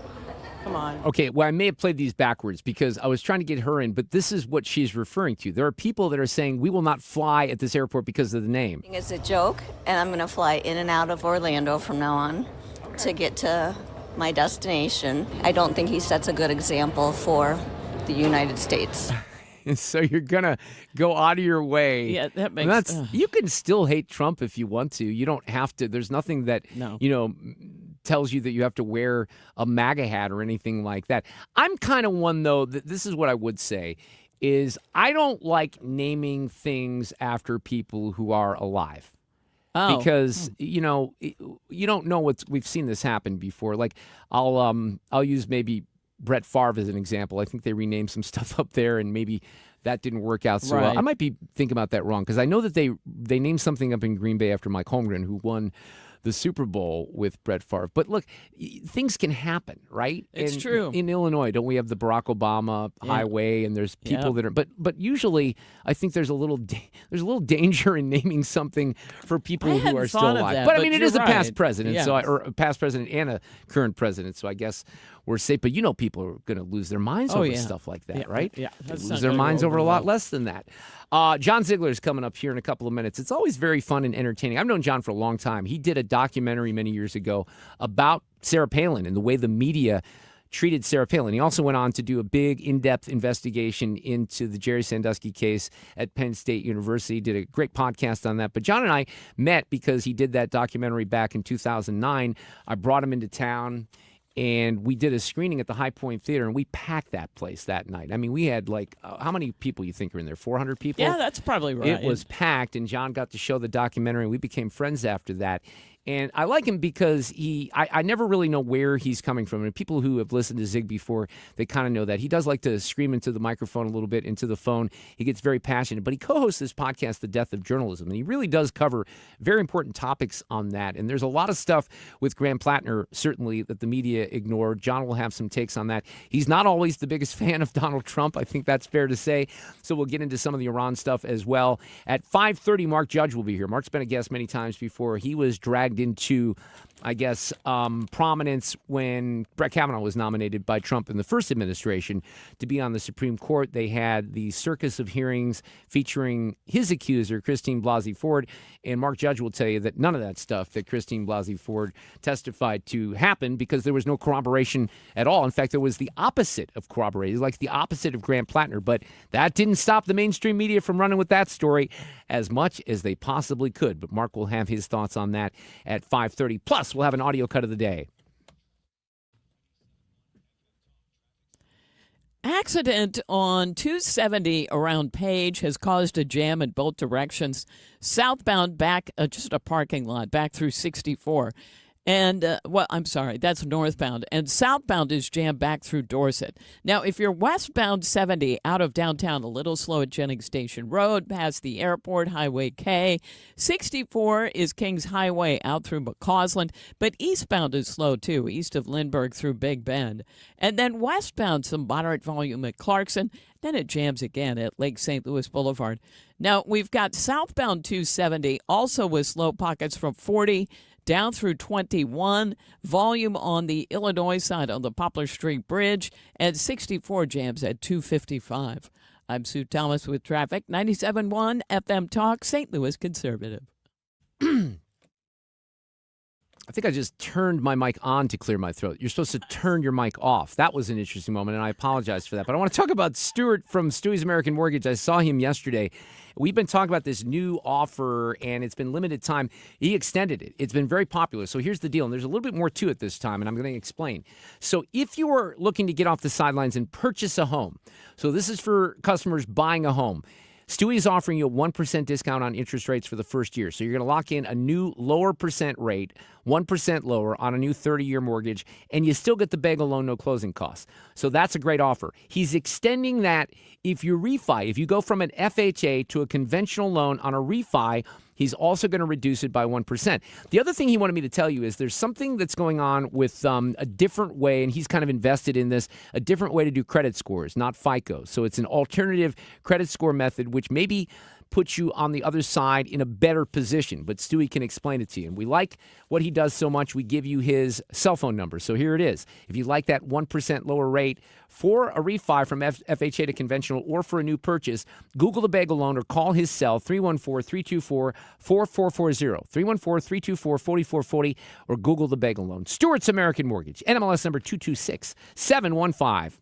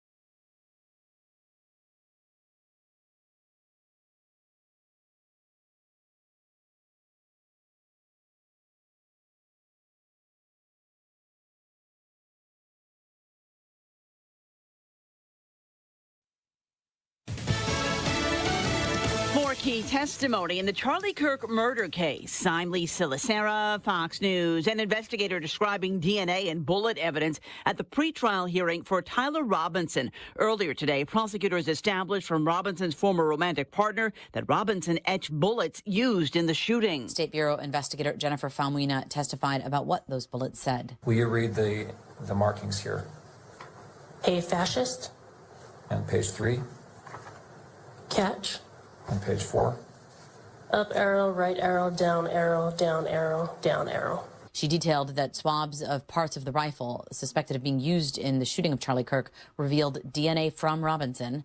Prosecutors played a video of an investigative interview with Robinson's former romantic partner, Lance Twiggs, in which Twiggs said Robinson cried after the shooting and said he wished he hadn't done it. Fox's Jessica Rosenthal. 8 men have been indicted on federal murder and terrorism and conspiracy charges for their roles in a planned drone and sniper attack at the UFC match at the White House last month. The indictment charges all 8 in 2 separate conspiracies, one to provide material support to terrorists and a second to commit murder on federal government territory and to murder a federal government official. The U.S. military denying reports from Iran of a new round of attacks after 2 days of strikes. The U.S. strikes hit some 90 targets last night. They include 2 rail bridges on lines the U.S. says were used by Iran to transport weapons. Missile launchers, runways were hit, and a number of maritime targets were hit on the coast. The town Bashir was hit, and that is where Iran maintains a massive nuclear facility. Fox's Mike Tobin in Tel Aviv. Wally Funk, the aviation pioneer who was the oldest woman to launch into space, has died. Her caregiver says Funk died in an assisted living facility outside Dallas and Fort Worth. Funk was one of 13 female pilots who went through the same tests as NASA's all-male astronauts in the 1980s. America's listening to Fox News. Point. Hey, you okay? You don't normally miss those shots. I just haven't been as regular lately, and it's making me feel sluggish. You should try Metamucil. It's been a game changer for me. Metamucil's plant-based psyllium fiber helps trap and remove the waste that weighs you down. Ace, you're moving better than you were last week. Definitely. Metamucil keeps you moving. These statements have not been evaluated by the Food and Drug Administration. This product is not intended to diagnose, treat, cure, or prevent any disease. Learn more at metamucil.com. My name is Whitney Allen, and I'm a widow. My husband, Ryan, died. We never thought we'd ever have to use life insurance, but the unexpected happened. With Ethos, signing up was fast and 100% online. You can get a quote in seconds, apply in minutes, and get same-day coverage. No medical exams, and you can get up to $3 million worth of coverage. I'm grateful we were prepared. Get your free quote at ethos.com/term. That's ethos.com/term. Paid spokesperson. Time spent on application may vary. Online health questions required.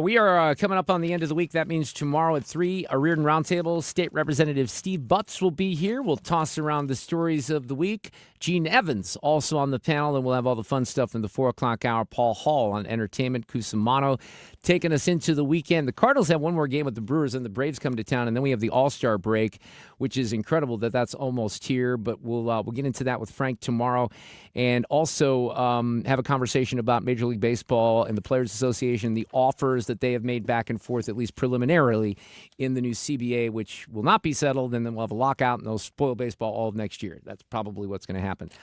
It is hilarious, the response on some of the legacy media outlets like Jen Psaki on MS Now, the way that they covered the Graham Plattner story, because if there's one outlet that really dug into this and got the facts, it was probably MS Now. It is an end to what has been an unpredictable, incredibly tumultuous, at times fascinating simply because of the political story, and ultimately deeply enraging political career for Graham Plattner, enraging for all of us.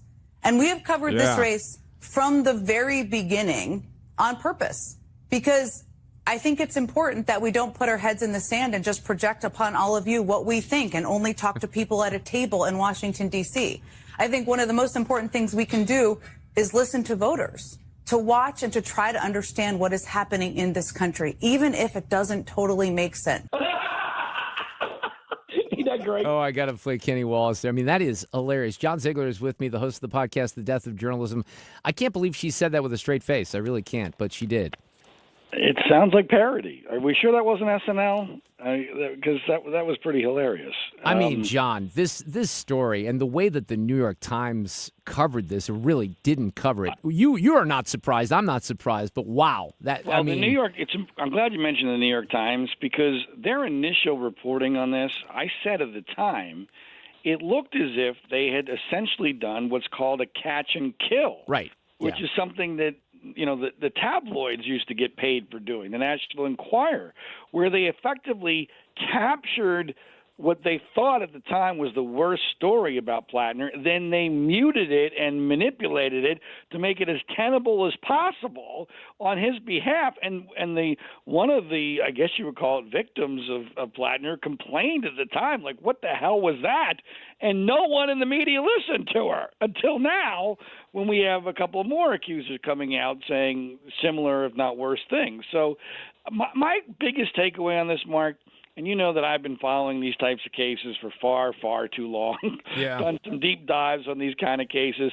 It is absolutely astonishing that the legacy media, you just mentioned baseball, their batting average on these cases is worse than the Mario Mendoza line. Baseball fans will know what I'm talking about. I mean, they're batting like less than 100 career batting average on figuring out what the truth is on a politically motivated or a story that has a political angle and sexual abuse. I mean, I can't, honestly, I'm being generous, I can't think of one of them they got right. No, I can't either. I really can't. Now, on this one, though, it almost seemed like there were people that were astonished on Monday that all of these things were coming, to the forefront, these accusations. But I think that you would agree. I could take the accusations from Monday. Actually, I could take all the accusations on the sexual abuse out and still make a case that this guy was a despicable human being who shouldn't be running for the United States Senate.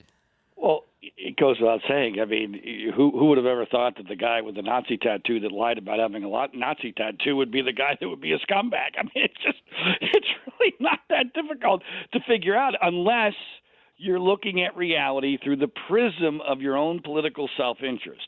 And the Democrats and the liberal legacy media so desperately want to take back the Senate. And this obviously is a key seat. If they take Maine, there's a very good chance they're going to take the Senate or at least be tied. And so they decided they rationalized. And it's just amazing. And I don't want to go past the previous point because it works in both directions how they have screwed this up. I think you agree they totally botched the Brett Kavanaugh situation. Oh, yeah. That was absolutely. A complete fraud. But you know who else got completely hosed in that direction? Al Franken. Al Franken he did. has to be wondering, what the hell? John, I have defended, I mean, look, I lost, seeing his humor after many years, but I defended Al Franken. He was like the least offender in all this stuff, but man, they took him out, didn't they? Took him out as a sitting senator. Yeah.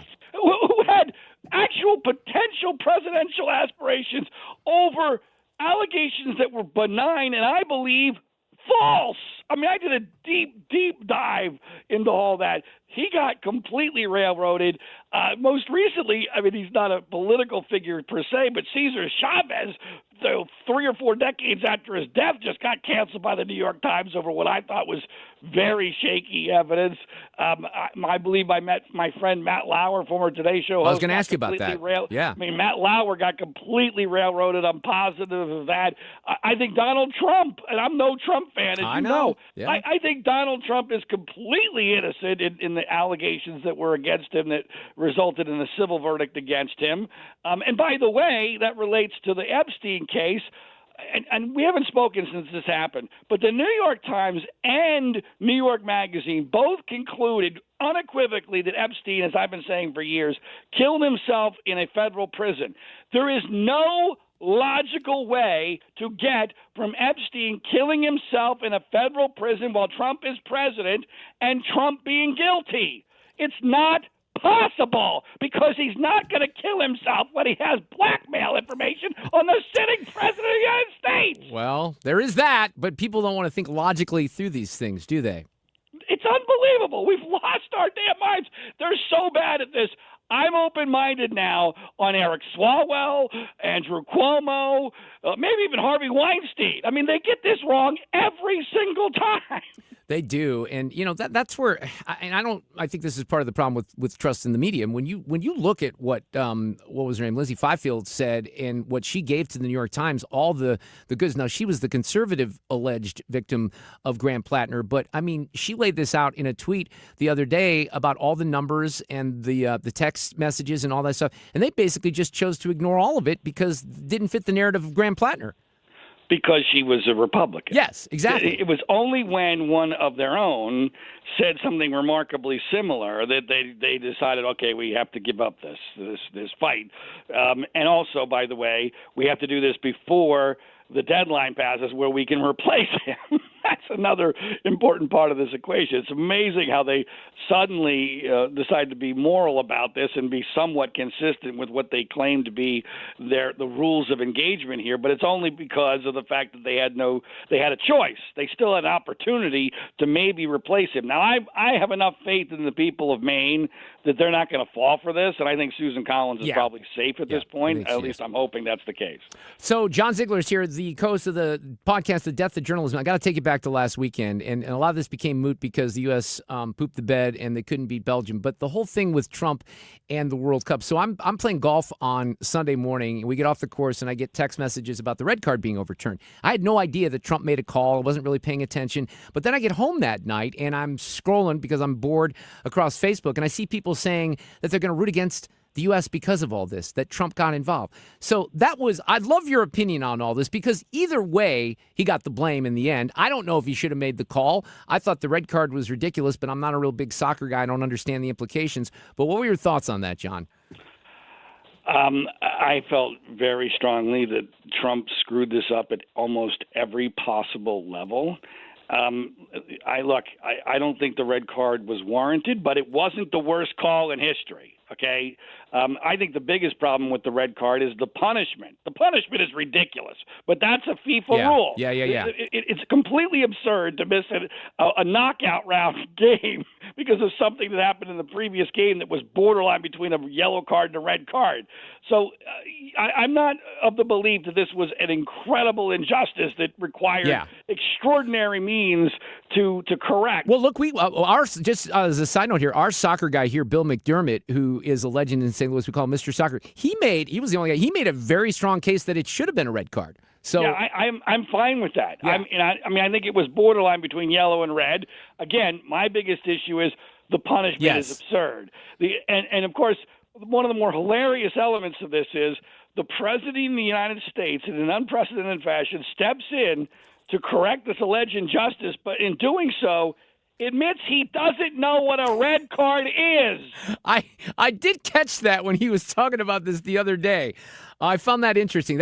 You mean the president contradicting himself? I've never seen him do that. John? But Mark, if you're going to take an unprecedented step to get involved, maybe have some basic knowledge of what you're talking about. No, he goes, I didn't even know what a red card was. Yeah, that was basically the quote. But then we have the quintessential. This whole thing was quintessential Trump. We have the quintessential Trump mistake in this. I'm actually somewhat okay if underground, behind closed doors, you want to, use U.S. influence to try to help the team and what you think is an injustice. I don't agree with that, but I'm not, vehemently against it. What I'm vehemently against, and what's so incredibly Trumpy, is that Trump needed to get credit. So he leaks the story before it breaks to Dave Portnoy of Barstool Sports, Portnoy does exactly what Trump wanted them to do, and it's clear that the information came from Trump.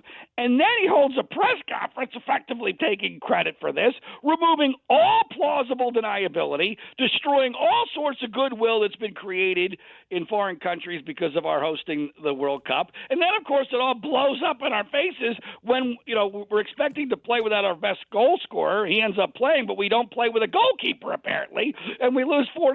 I mean, it was the whole thing was a complete and total disaster. But to me, the worst part is the bragging about it. Shut the hell up. Well, if you would have shut the hell up, it wouldn't have been that big of an issue. There's no doubt about that. Hey, I got to ask you about the WNBA since we're talking about sports and stuff like that as well, because this whole Caitlin, I know you've tweeted about it a lot. I've talked about it a little bit. Caitlin Clark getting shoved around a little bit. They don't feature on the poster of the history of the WNBA. Apparently that was because of maybe a sponsor conflict. But where are you on the way that she's being treated? I know you tweeted something out today from a congressman who's trying to get involved in here, and I would not approve of the federal government getting involved in the WNBA. Maybe that was your point in that tweet. But thoughts on Caitlin Clark and her treatment and the way the media is covering that, John? Well, I think what some Republicans in Congress are trying to do is almost a direct result of what Trump did with the red card. We're seeing this new precedent now where if there's enough of a fan base that's outraged by an alleged injustice, now the government is going to get involved in correcting it in sports, which is incredibly dangerous. Look, I'm a fan of Caitlin Clark. I think she's being treated horribly. I think there's obviously a racial and sexuality bias against her because the WNBA is dominated by black lesbians. That's so clear that even her own coach, did you see this, Mark? Oh, yeah. Her own coach, I think this is so important, what I'm about to say, because no one else has the guts to say it or stupidity to say it. But her own coach, who's a white woman, effectively defended the person that assaulted her. Why? Because the person that assaulted her is a black lesbian. How's that relevant to her? She is a formerly straight woman who was married and had kids with a man who is now, I guess, partnered with a black lesbian who is a prominent reporter at ESPN. Oh, I don't think I knew that. I don't think I knew that part. Lisa Stalters. Okay. They are partnered. Really? That is incredibly relevant to this whole thing.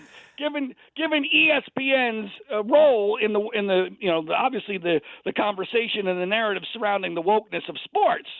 So it's not a shock that the partner of Lisa Salters, a black female lesbian from ESPN, ends up taking the side against her own player. That's really incredible. I like that little nugget. I didn't know that was happening. I hope your golf game is going well, John. Thank you for coming on tonight. Hope all is well. We'll talk soon.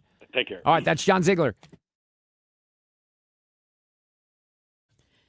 Quiet through North County and westbound 70. A little bit of volume here and there. Jennings Station Road, Natural Bridge, a pocket or two. Southbound 170 jams headed for 64. And 6440 is slowing in pockets, Kings Highway out through McCausland. Eastbound is slowing east of Lindbergh through Big Bend. And then westbound picks up again, Timberlake Manor out through Chesterfield Valley a little bit. And some at Lake St. Louis Boulevard. And northbound 270, still a slow go just north of 6440 to an accident at Page. Southbound looks okay through there, but picks up volume as you approach Manchester all the way down through 21. 55, not that bad, moderate volume south of Highway M. And on the Illinois side, we've got an accident reported on Route 3, really close to Monsanto Avenue. Some slow-moving traffic eastbound coming off the Poplar. Eastbound 64 is slow between 111 and 157. I'm Sue Thomas with traffic on 97.1 FM Talk, St. Louis Conservative. I was having lunch with my friend Tim today, and we were talking about a lot of things, and my bunny comes up a lot. People know that we have Oreo the bunny, and they're always kind of amazed. You let that thing run around your house? I'm like, yeah. Does it poop and pee everywhere? No, it's potty trained. It's litter box trained. It literally is. But I bring it up because there's this beautiful flooring I have in my basement that Mike Reynolds and the team from Michaels helped us put in the basement where Oreo's hutch is. So then when his hay and some of those things kind of leak out. You don't have to worry about it being on the carpet. It looks beautiful, and it's the same product that we used in some rooms upstairs. We had some left over from a project in my daughter's room and a guest room, and I said, hey, what if we just, kind of cordon off this little section? It's the area that kind of walks out to my hot tub. They put the new flooring in, and just even last night as I was taking care of some things with my bunny, I thought, man, I'm so glad I did that flooring. They made it so easy. It looks so awesome, and that project was almost 2 years ago, and we're so proud of the way that it looks. And they can help you with a project, and they can do it on a budget. I think that's important, too, because I'm cheap sometimes, and I didn't want to spend a whole lot of money on this flooring, but you also know it's going to be in your home for a while, so you don't want to cheap out too much. They're going to guide you into the best products for your particular lifestyle. You might not have a bunny or cats or dogs or kids, so you need different flooring. Maybe you want carpeting. Some people still want carpeting. They can help you out with that too. Mohawk carpeting, silky smooth, great technology, stain resistant. You're going to love it. IGotFloored.com for 3 locations of Michael's Flooring Outlet.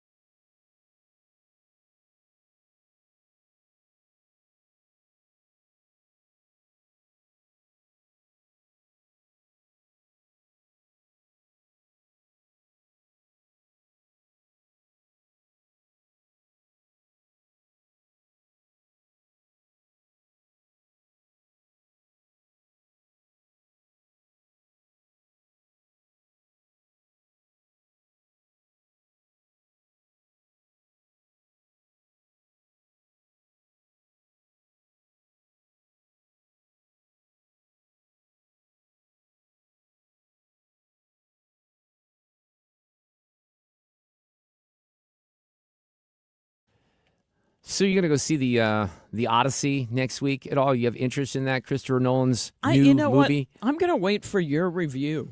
I'm going to go on Monday night. They're doing a screening, and I kind of decided, I don't do these a lot. When I reviewed films for about 30 years, I would go to a couple movies a week, and I've gotten away from that. And unfortunately, I've gotten too comfortable with watching movies at home. And I say too comfortable because I love the theater. I love the theater experience. There are movies that are intended to be on the big screen, and I think The Odyssey is one of them, because Chris Nolan really goes to a lot of detail to, he's filming it, first of all. It's not digital, it's 70 millimeter, which is crazy when you think about it, because you still got to, we're both old enough. I don't know how much you did this in the day. I tell the newbies and the youngins this every once in a while. There was a time in my career where we had to do, a lot of editing on reel-to-reel tapes. Oh, yeah. And I got pretty good at it, man. You take your little razor blade and, if someone's already edited on that part before, you got to make sure that you get it exactly right. Ugh. I was pretty good at it because you have to do it so much. Fast, you get good at it. But so these editors, think about this, how easy it is to do. I mean, it's really incredible. I used to get very upset when I was on the KMOX side because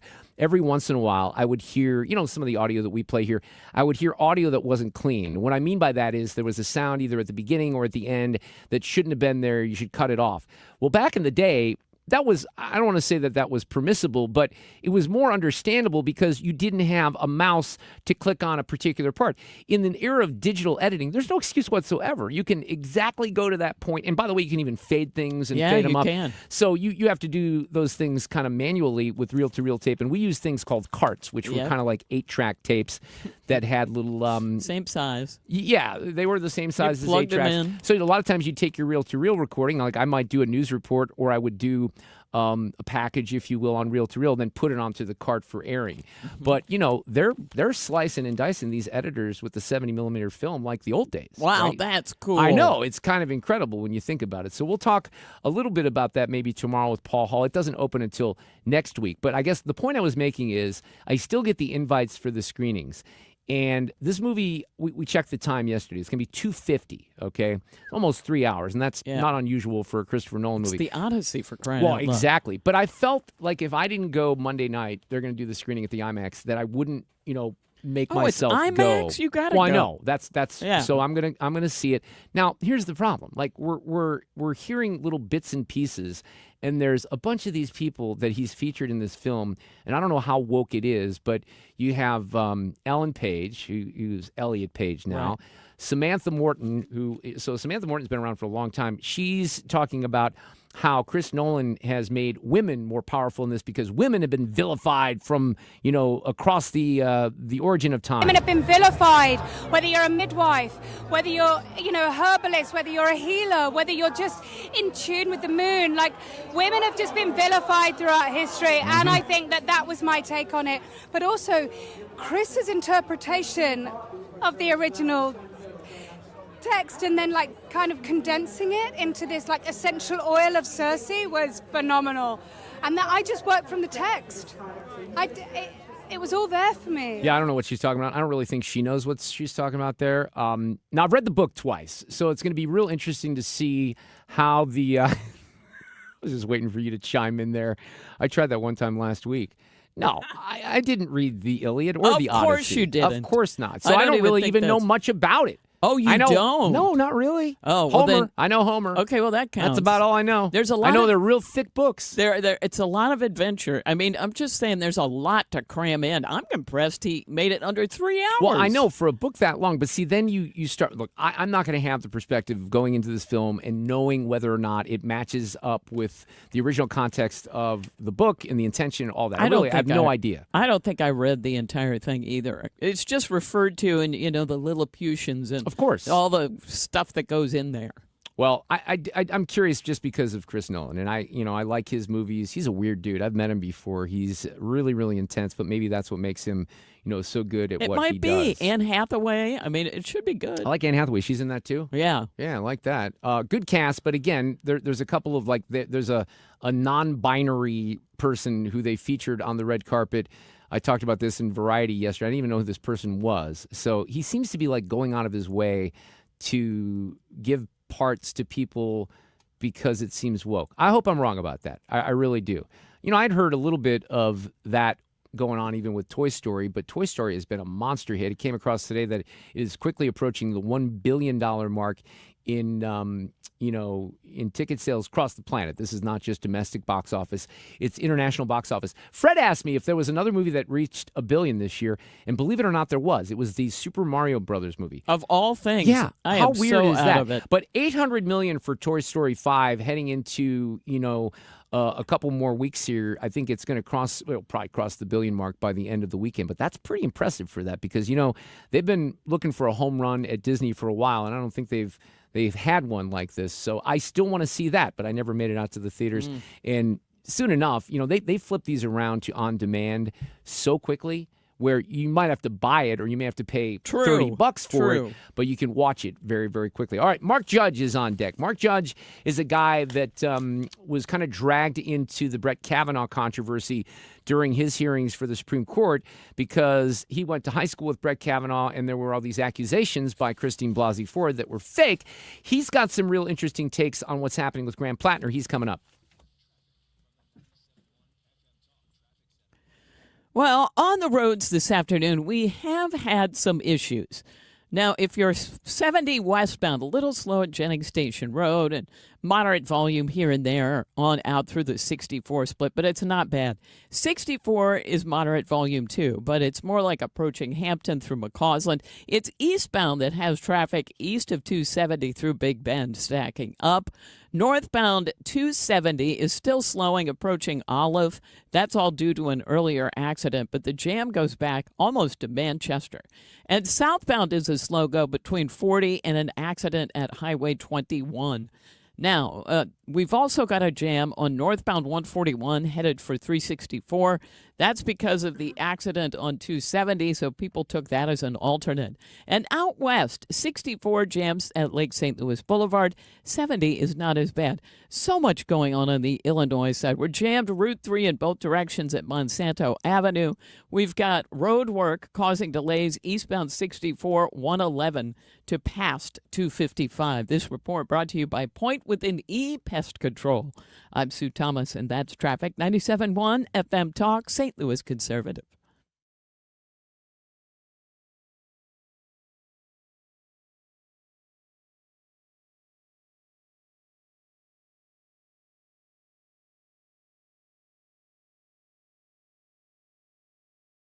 We really do have a lot of fun, even though he scares us to death, with George Rosenthal from ThrottleNet. We did Tech Talk Tuesdays on Tuesday, and really, it's always so informative. But I want to guide you in, if you're a business person, a business owner here in St. Louis. ThrottleNet, what they really do, outside of a great radio segment with me here on 97.1 FM Talk, they help business owners navigate technology. They help you focus on security strategy and keeping you productive. And they know, and we talk about this all the time, that cyber threats are not just something where big companies are targeted. Small, mid-sized St. Louis businesses are being targeted every day. This is becoming more and more, it's more difficult to really root it out unless you have a great team like ThrottleNet there with you. And they're offering you a free baseline IT security audit. It's very easy. You go to throttlenet.com/971. I was with George and the team in the building about a month ago, and it's an impressive operation. If you're going to, hook up with them, you'll probably want to take that tour yourself, and you'll see what happens with their under 90-second response time. They're very proud of that, and that's why they're so successful here in St. Louis. So again, throttlenet.com/971. It gives you some clarity on your cybersecurity risk, and then you hire ThrottleNet, and you're in much better shape.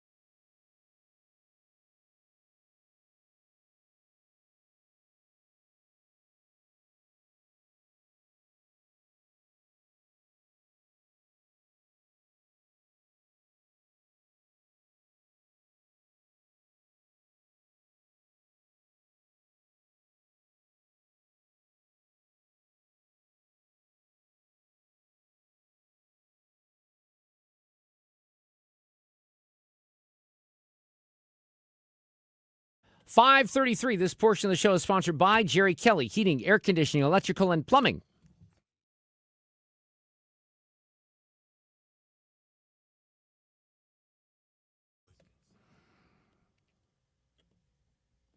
Well, quite the week for the Nazi-wearing, tattooed guy in Maine, Grant Plattner, last night. Finally giving it up. We believe that for the movement to continue, it can't be made. And for that reason,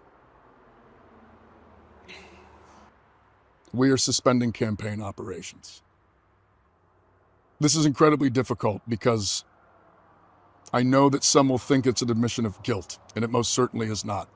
We're not doing it because of the allegations. We're doing it because of the structures that are being taken away from us by those in power. He was blaming the Democrat establishment. This is an interesting way, after all of these accusations and all of the stories. I mean, I could take what happened on Monday completely out of the mix with these new allegations from the Progressive, right?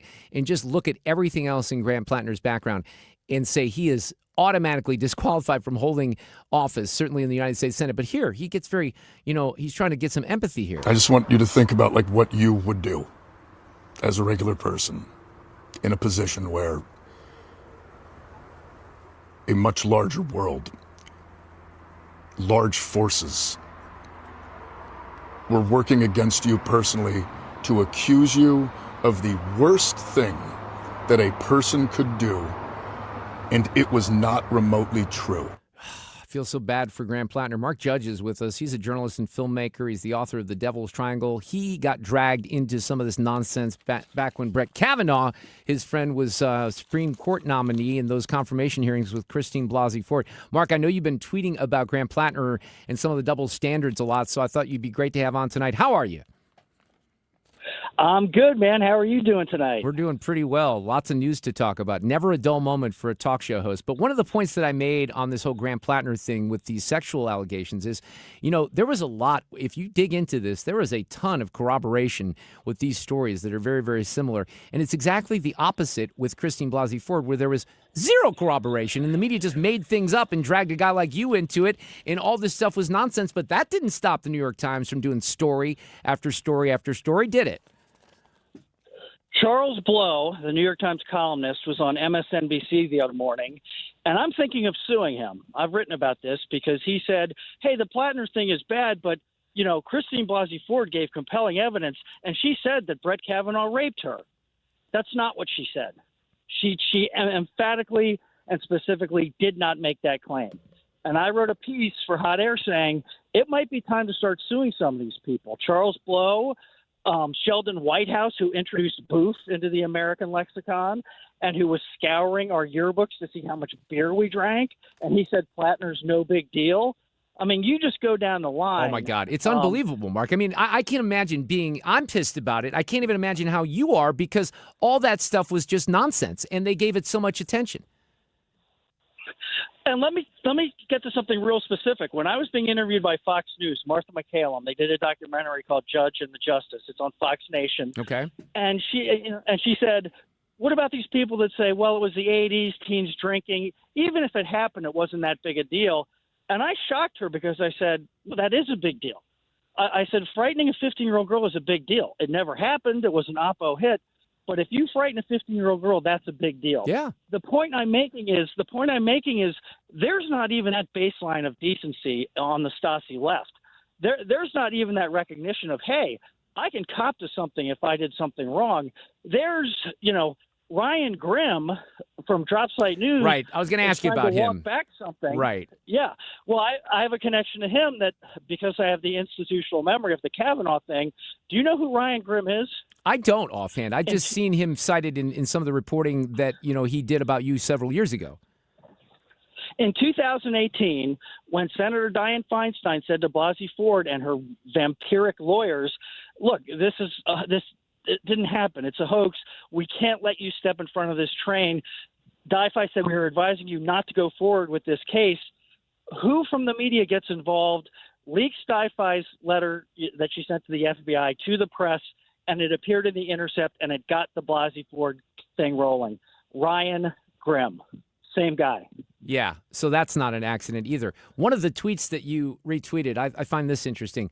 Stephen Miller said, "Follow the bouncing ball. The New York Times today publishes a Plattner campaign autopsy granting anonymity to 30 people inside his campaign. As it turns out, 2 of these reporters were the same ones who published the Lindsay Fifield catch and kill accusations, Gluck and Lair." Notice the, quote, rumors swirling coming from the New York Times. I mean, their coverage of this and their lack of attention to what Lindsay Fifield said is just outrageous. And you know that because she laid out the goods on Twitter the other day. She gave the New York Times all these things. She admitted that some of the friends probably didn't know the specifics of her case, but some of them did, and they just ignored that. The media will kill 2 kinds of stories, ones that make liberals look bad and one that makes conservatives look good. When I joined you the last time, I told you about Washingtonian Magazine, who pursued me for 6 years to do a profile. The writer met me, followed me around, went to the home I grew up in, talked to my friends and old girlfriends, figured out that I'm not the devil, even if I'm not a saint. They killed the story. They killed the story. So they will kill pieces that make conservatives look good or that make liberals look bad. And I mean, they've torched their credibility. I just say to people, why are you taking them seriously anymore? This is an American Stasi. They do not care if you live or die. They do not care if you commit suicide. They do not care if they torture your entire life. They don't care. Mark, I wish more people understood that. I try to tell some of my liberal friends, and I don't know that it ever works, but look, I'm not asking them to watch conservative or Fox, or you don't want to listen to me, that's fine. But if you just dig, you don't even really have to dig very deep to see the media malfeasance that's gone on with the New York Times over the course of time, or any of these publications in the legacy media, and how they ignore and choose stories that really fit the narrative. And really, that, I will tell you that I was someone, even though I've done conservative talk for a long time, I was never really a Fox News person. I was just by habit kind of a CNN person. And it wasn't because of the politics. It was just because, going back to the Space Shuttle Challenger and all that.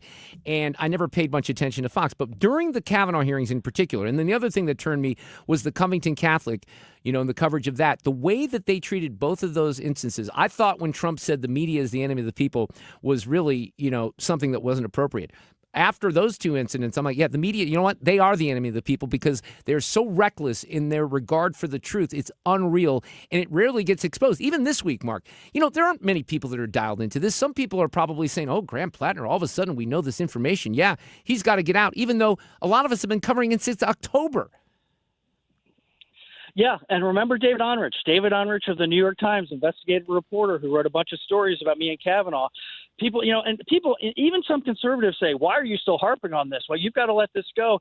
It's called investigative journalism and building an arsenal against these people, not a literal arsenal. But David Onrich a few years ago was reported in Fox and on Yahoo, pseudo-apologized to me. I confronted him and said, what was with that BS about me and Kavanaugh? You crapped all over me and my high school friends. And miraculously, he said, I've thought long and hard about my role in that. I have learned some lessons and would do things differently. Google David Onrich, Brett Kavanaugh. It comes up. So there's one person who might have a scintilla of a conscience. And for 2 years, I've been saying to him, you promised me a follow-up conversation. Let's have it. What exactly did you do wrong? You can be the whistleblower on these people. Because, again, it's Pravda, it's the Stasi. They will make stuff up. They do not care about you. I can't emphasize that enough. Yep, and you're absolutely right. Hey, before I let you go, how's the Anti-Communist Film Festival going? Are you about to roll that out? October, Victims of Communism Foundation, The Lives of Others 20th anniversary. We're getting licensing and lining up the movies. We have a GoFundMe, and we will have an official page up. We will accept donations, and you can RSVP for free. So you can come for free if you want to donate. That's an option, too. It's going gangbusters. Good. We'll talk to you before that. Mark Judge, thank you very much. I appreciate it. Thank you. Take care. We both shared the love of the movie The Lives of Others, which was released, I think, in the early 1980s. And it's about the, really, he uses the word Stasi with the American press, but that was the Stasi in East Germany, listening, eavesdropping on actors and, theater people and journalists, everybody. The things that happen in East Germany, those are the types of things that are happening, unfortunately, today in our mainstream media, which is outrageous. If you are a westbound 6440 driver, we've got an accident reported really close to Hampton. So there, of course, is a delay behind it. And eastbound has already had slow pockets between 270 and Big Bend. There was an accident near Lindbergh for a while. Westbound 70, just a little slow at Jennings Station Road, and then it opens up, slowing again at Wentzville. Now, we still have that jam on eastbound 70 east of Warrenton, that due to road work. We've got eastbound 64 slowing between 270 and Big Bend, and westbound it's slow at Prospect. On the Illinois side, by the way, southbound 270 slow pockets, it's mainly now Manchester down through 21. Westbound 5570 slow at 111. Eastbound 64 jams at 255. And some volume westbound on the Poplar Street Bridge. I'm Sue Thomas with traffic. 97.1 FM Talk, St. Louis Conservative. You know, I've got some audio from the Graham Plattner stuff that I think is really good. I've been kind of holding it back for audio cut of the day. It was Jennings on CNN last night. We'll get to that. And then there was a significant musical death today. We'll feature that in audio cut of the day. It's coming up. Let me talk about Thomas Elbig and Bob Kershaw and Tammy Kershaw at the Retirement Advisory Group. Bob and Tammy are awesome. They were on the air with us a few weeks ago. They're going to take great care of you into your retirement. That's what it's all about. And if you don't know where you stand, this is the time to get one-on-one in the office to investigate the philosophy that the Retirement Advisory Group has. And that philosophy is not a big secret or anything. It's safely linking to the market. They'll teach you how to lock in your gains and not lose your principal. That's why they say no client of theirs has lost a penny of their principal. And you want to find out more about this, you set up a meeting. And you can do that very easily by going to retirementkey.com, or you can call 314-993-9494. Now, you might know that we do seminars with the team 5 times a year. Mark and Annie and I all show up. We'll do another one likely in August or September, but this is a great time to go one-on-one, schedule a meeting just for coming in. You get a free copy of their latest edition book, Your Key to a Worry-Free Retirement. So go see Bob and Tammy. Check them out. Tell them you heard about it here on 97.1 FM Talk. 993-9494, retirementkey.com.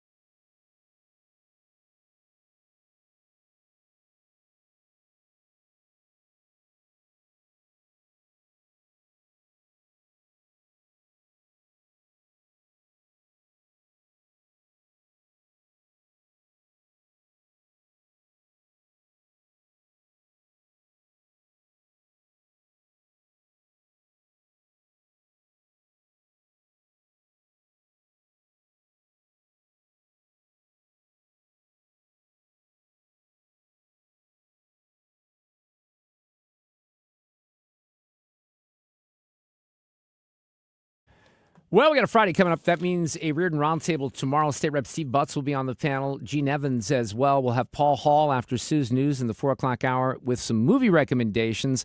Cusimano will be here as we take you into the weekend. The Cardinals have one more game left with the Brewers and then the Braves. And then Sue, I can't believe the All-Star break is almost here. Like, it's just around the corner. Oh, by the way, Jordan Walker is going to be in the Home Run Derby. How about that? And so is former Cardinal Wilson Contreras. So that could be kind of interesting. You know, I wanted to just kind of, before I get to audio cut of the day, just reflect on something because, and I know I mentioned this maybe even off the air earlier, but this was the point a year ago where I was at the lowest in my mental health crisis. It was right after the 4th of July.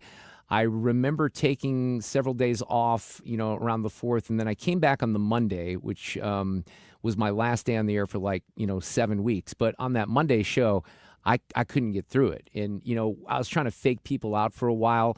But even Trisha, who, runs 97 FM Talk, she even told me, yeah, I kind of heard it in your voice. And, that had never happened. So when I experienced anxiety and depression in 2013 and 2014, I was able to ride it out and, never miss a show and fake people out. And I never told anybody about it, right?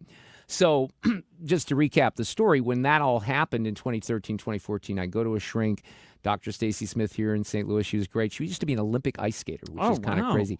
And she gets me on track. I'm on medication. Everything's fine until I get back from Greece. And whatever happened on the return trip, I'll never know, really. What I'm told by some experts is there is this phenomenon when you're flying to the west, not to the east. I have no idea why that would be, where it could trigger things like this. Well, by the second day I was back, Sue, as you know, I was a mess. And I kind of wrote it out during the month of May. There was a point where I even got on the phone with my doctor and I said, man, I've had the best 4 days since Greece. And it was right about there where things started going downhill. And it was just absolute torture for most of last summer. I feel like last year is kind of like the forgotten year, the forgotten summer. But I did want to bring it up because I have people that, approach me all the time, or they'll talk to someone else in my world, and they appreciate the fact that, that I talked about it because it is something that people go through. And I was never, the first thing that they ask you, a doctor will be, are you suicidal? Are you thinking about harming yourself? And I never really was at that point. I can't tell you that things like that don't cross your mind because I think that's just kind of natural. But I was never in that mode because I was very hopeful that I was going to get out of the hole that I was in. But it took some time and it took some new medication. I ended up with a new doctor here because my doctor had moved to Connecticut to be with her grandchild. And we were kind of doing things on the phone. But Sue, at the time when I came back, and I know I talked about it a little bit, it's very difficult to explain to people who have never experienced the darkness of depression and how it makes you feel and the physical aspects of anxiety. It's not just being nervous. It's a lot more than that. I was disoriented. There were days I couldn't drive. It was miserable. It really was. And if there's people out there, and I have a really good friend who, interestingly enough, I coached through a lot of his anxiety when he had something that happened, and then he returned the favor last summer, and we were talking on a regular basis. And I guess I just want to leave people with the impression that, some people go through this and they don't get help or they don't think they're going to need help, and there is help, and there shouldn't be a stigma with mental illness because a lot of people are dealing with it. I mean, I can't even tell you how different my life is now compared to what it was a year ago when I was in the depths of this. I mean, I can think positively. I can talk on the radio. Yes. I can be interested. One of the things that happens is, how much I love music. I didn't even want to listen to music. Yeah. I didn't want to do anything except for lay in bed. And that's what I did for several weeks at a time. And I tried to, fake my way through the family situation so my daughter wasn't as affected. Right. But it just sucked. Yeah. But here I stand a year later, and, I came back to work in mid-August. Thankfully. The best part of that was that there was at least one person that called Trisha and insisted that I was dead, and then the station was just covering it up. It was a complete cover-up. Yes. But I guess I bring it up, Sue, because this was the week. This was the terrible week, and my son was in town, and I couldn't even hang with my son because of the way that I felt. So there is hope. There is help. The one thing that sucks, and I'm just going to be honest with you here, that getting an appointment with a mental health professional is very difficult. And it could take months, which is one reason that if you think you have issues or if you have kids or anything like that, you got to try to get the help as soon as you can because it might take a while. And then the medication takes a while. I wish I didn't have to take medication. I really do. I found out that I do. And that's what's kind of righted the ship. So I just want to offer a little hope out there for people who might be going through some dark times or, have anxiety. I'm with you. I can relate, and I appreciate all the love that I got from the listeners last year and continue on that particular issue. Stand by. Playback ready. Now, the audio cut of the day. Well, this preliminary hearing in the Tyler Robinson case has continued to be pretty interesting. And today we heard audio from his former boyfriend partner that lived with him. And this was an interview that he had done with police. They had a long discussion this morning with the judge about whether or not the video would be shown. So there's no video component of this. Even the people in the courtroom, Erica Kirk's lawyers were not happy about that.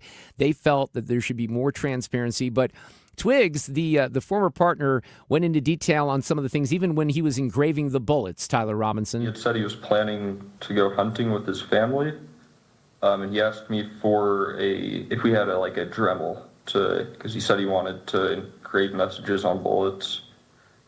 And I just told him where Dremel was, and I told him to make sure he doesn't set off a bullet on accident in the house.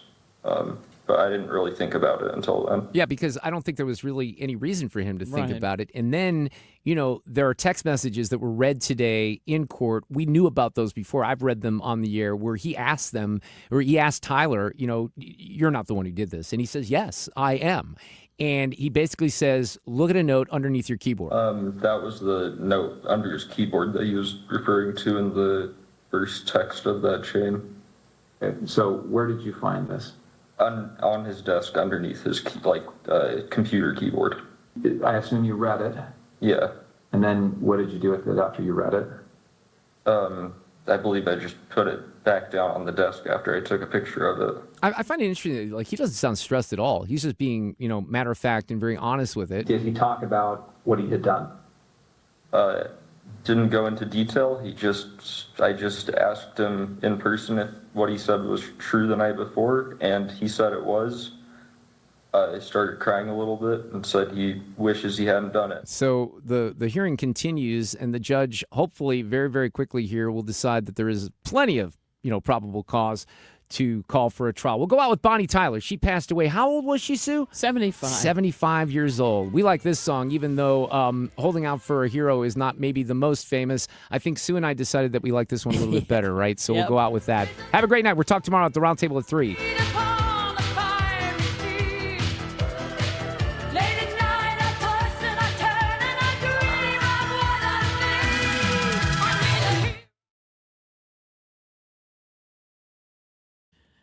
The Footloose soundtrack.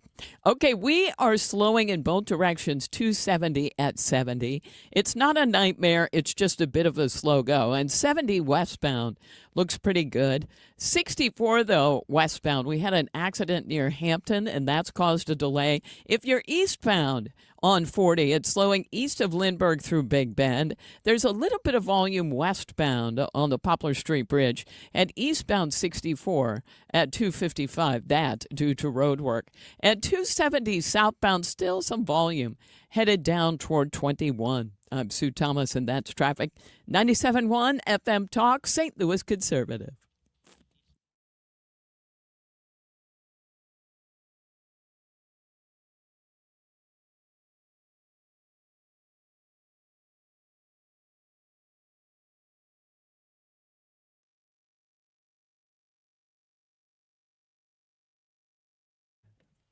All right, I'm going to guide you into a great way to buy a car that is used, but it's going to look like it's new, and your friends and family won't know it's used. It's going to look great, and that's MasterCars Inc. I can give you some great real-life examples of this with my producer emeritus, David Klein, who needed a Suburban for his family, and Alex and Gary at MasterCars Inc. knocked it out of the park. They have a great vehicle for their big family, and those are expensive vehicles, but they found one that had miles on it that is still dependable and in good shape. You will have car experts literally for the rest of your life, and whether it's something fancy, a Corvette, a weekend car, a Harley, a Ford Mustang Coupe from 1966, which is on the lot, or whether it's your everyday vehicle. We have a Toyota 4Runner. You want them to find a great 4Runner that has 5,000, 10,000 miles with all the features you want. They can do it at MasterCars Inc. MasterCarsInc.com.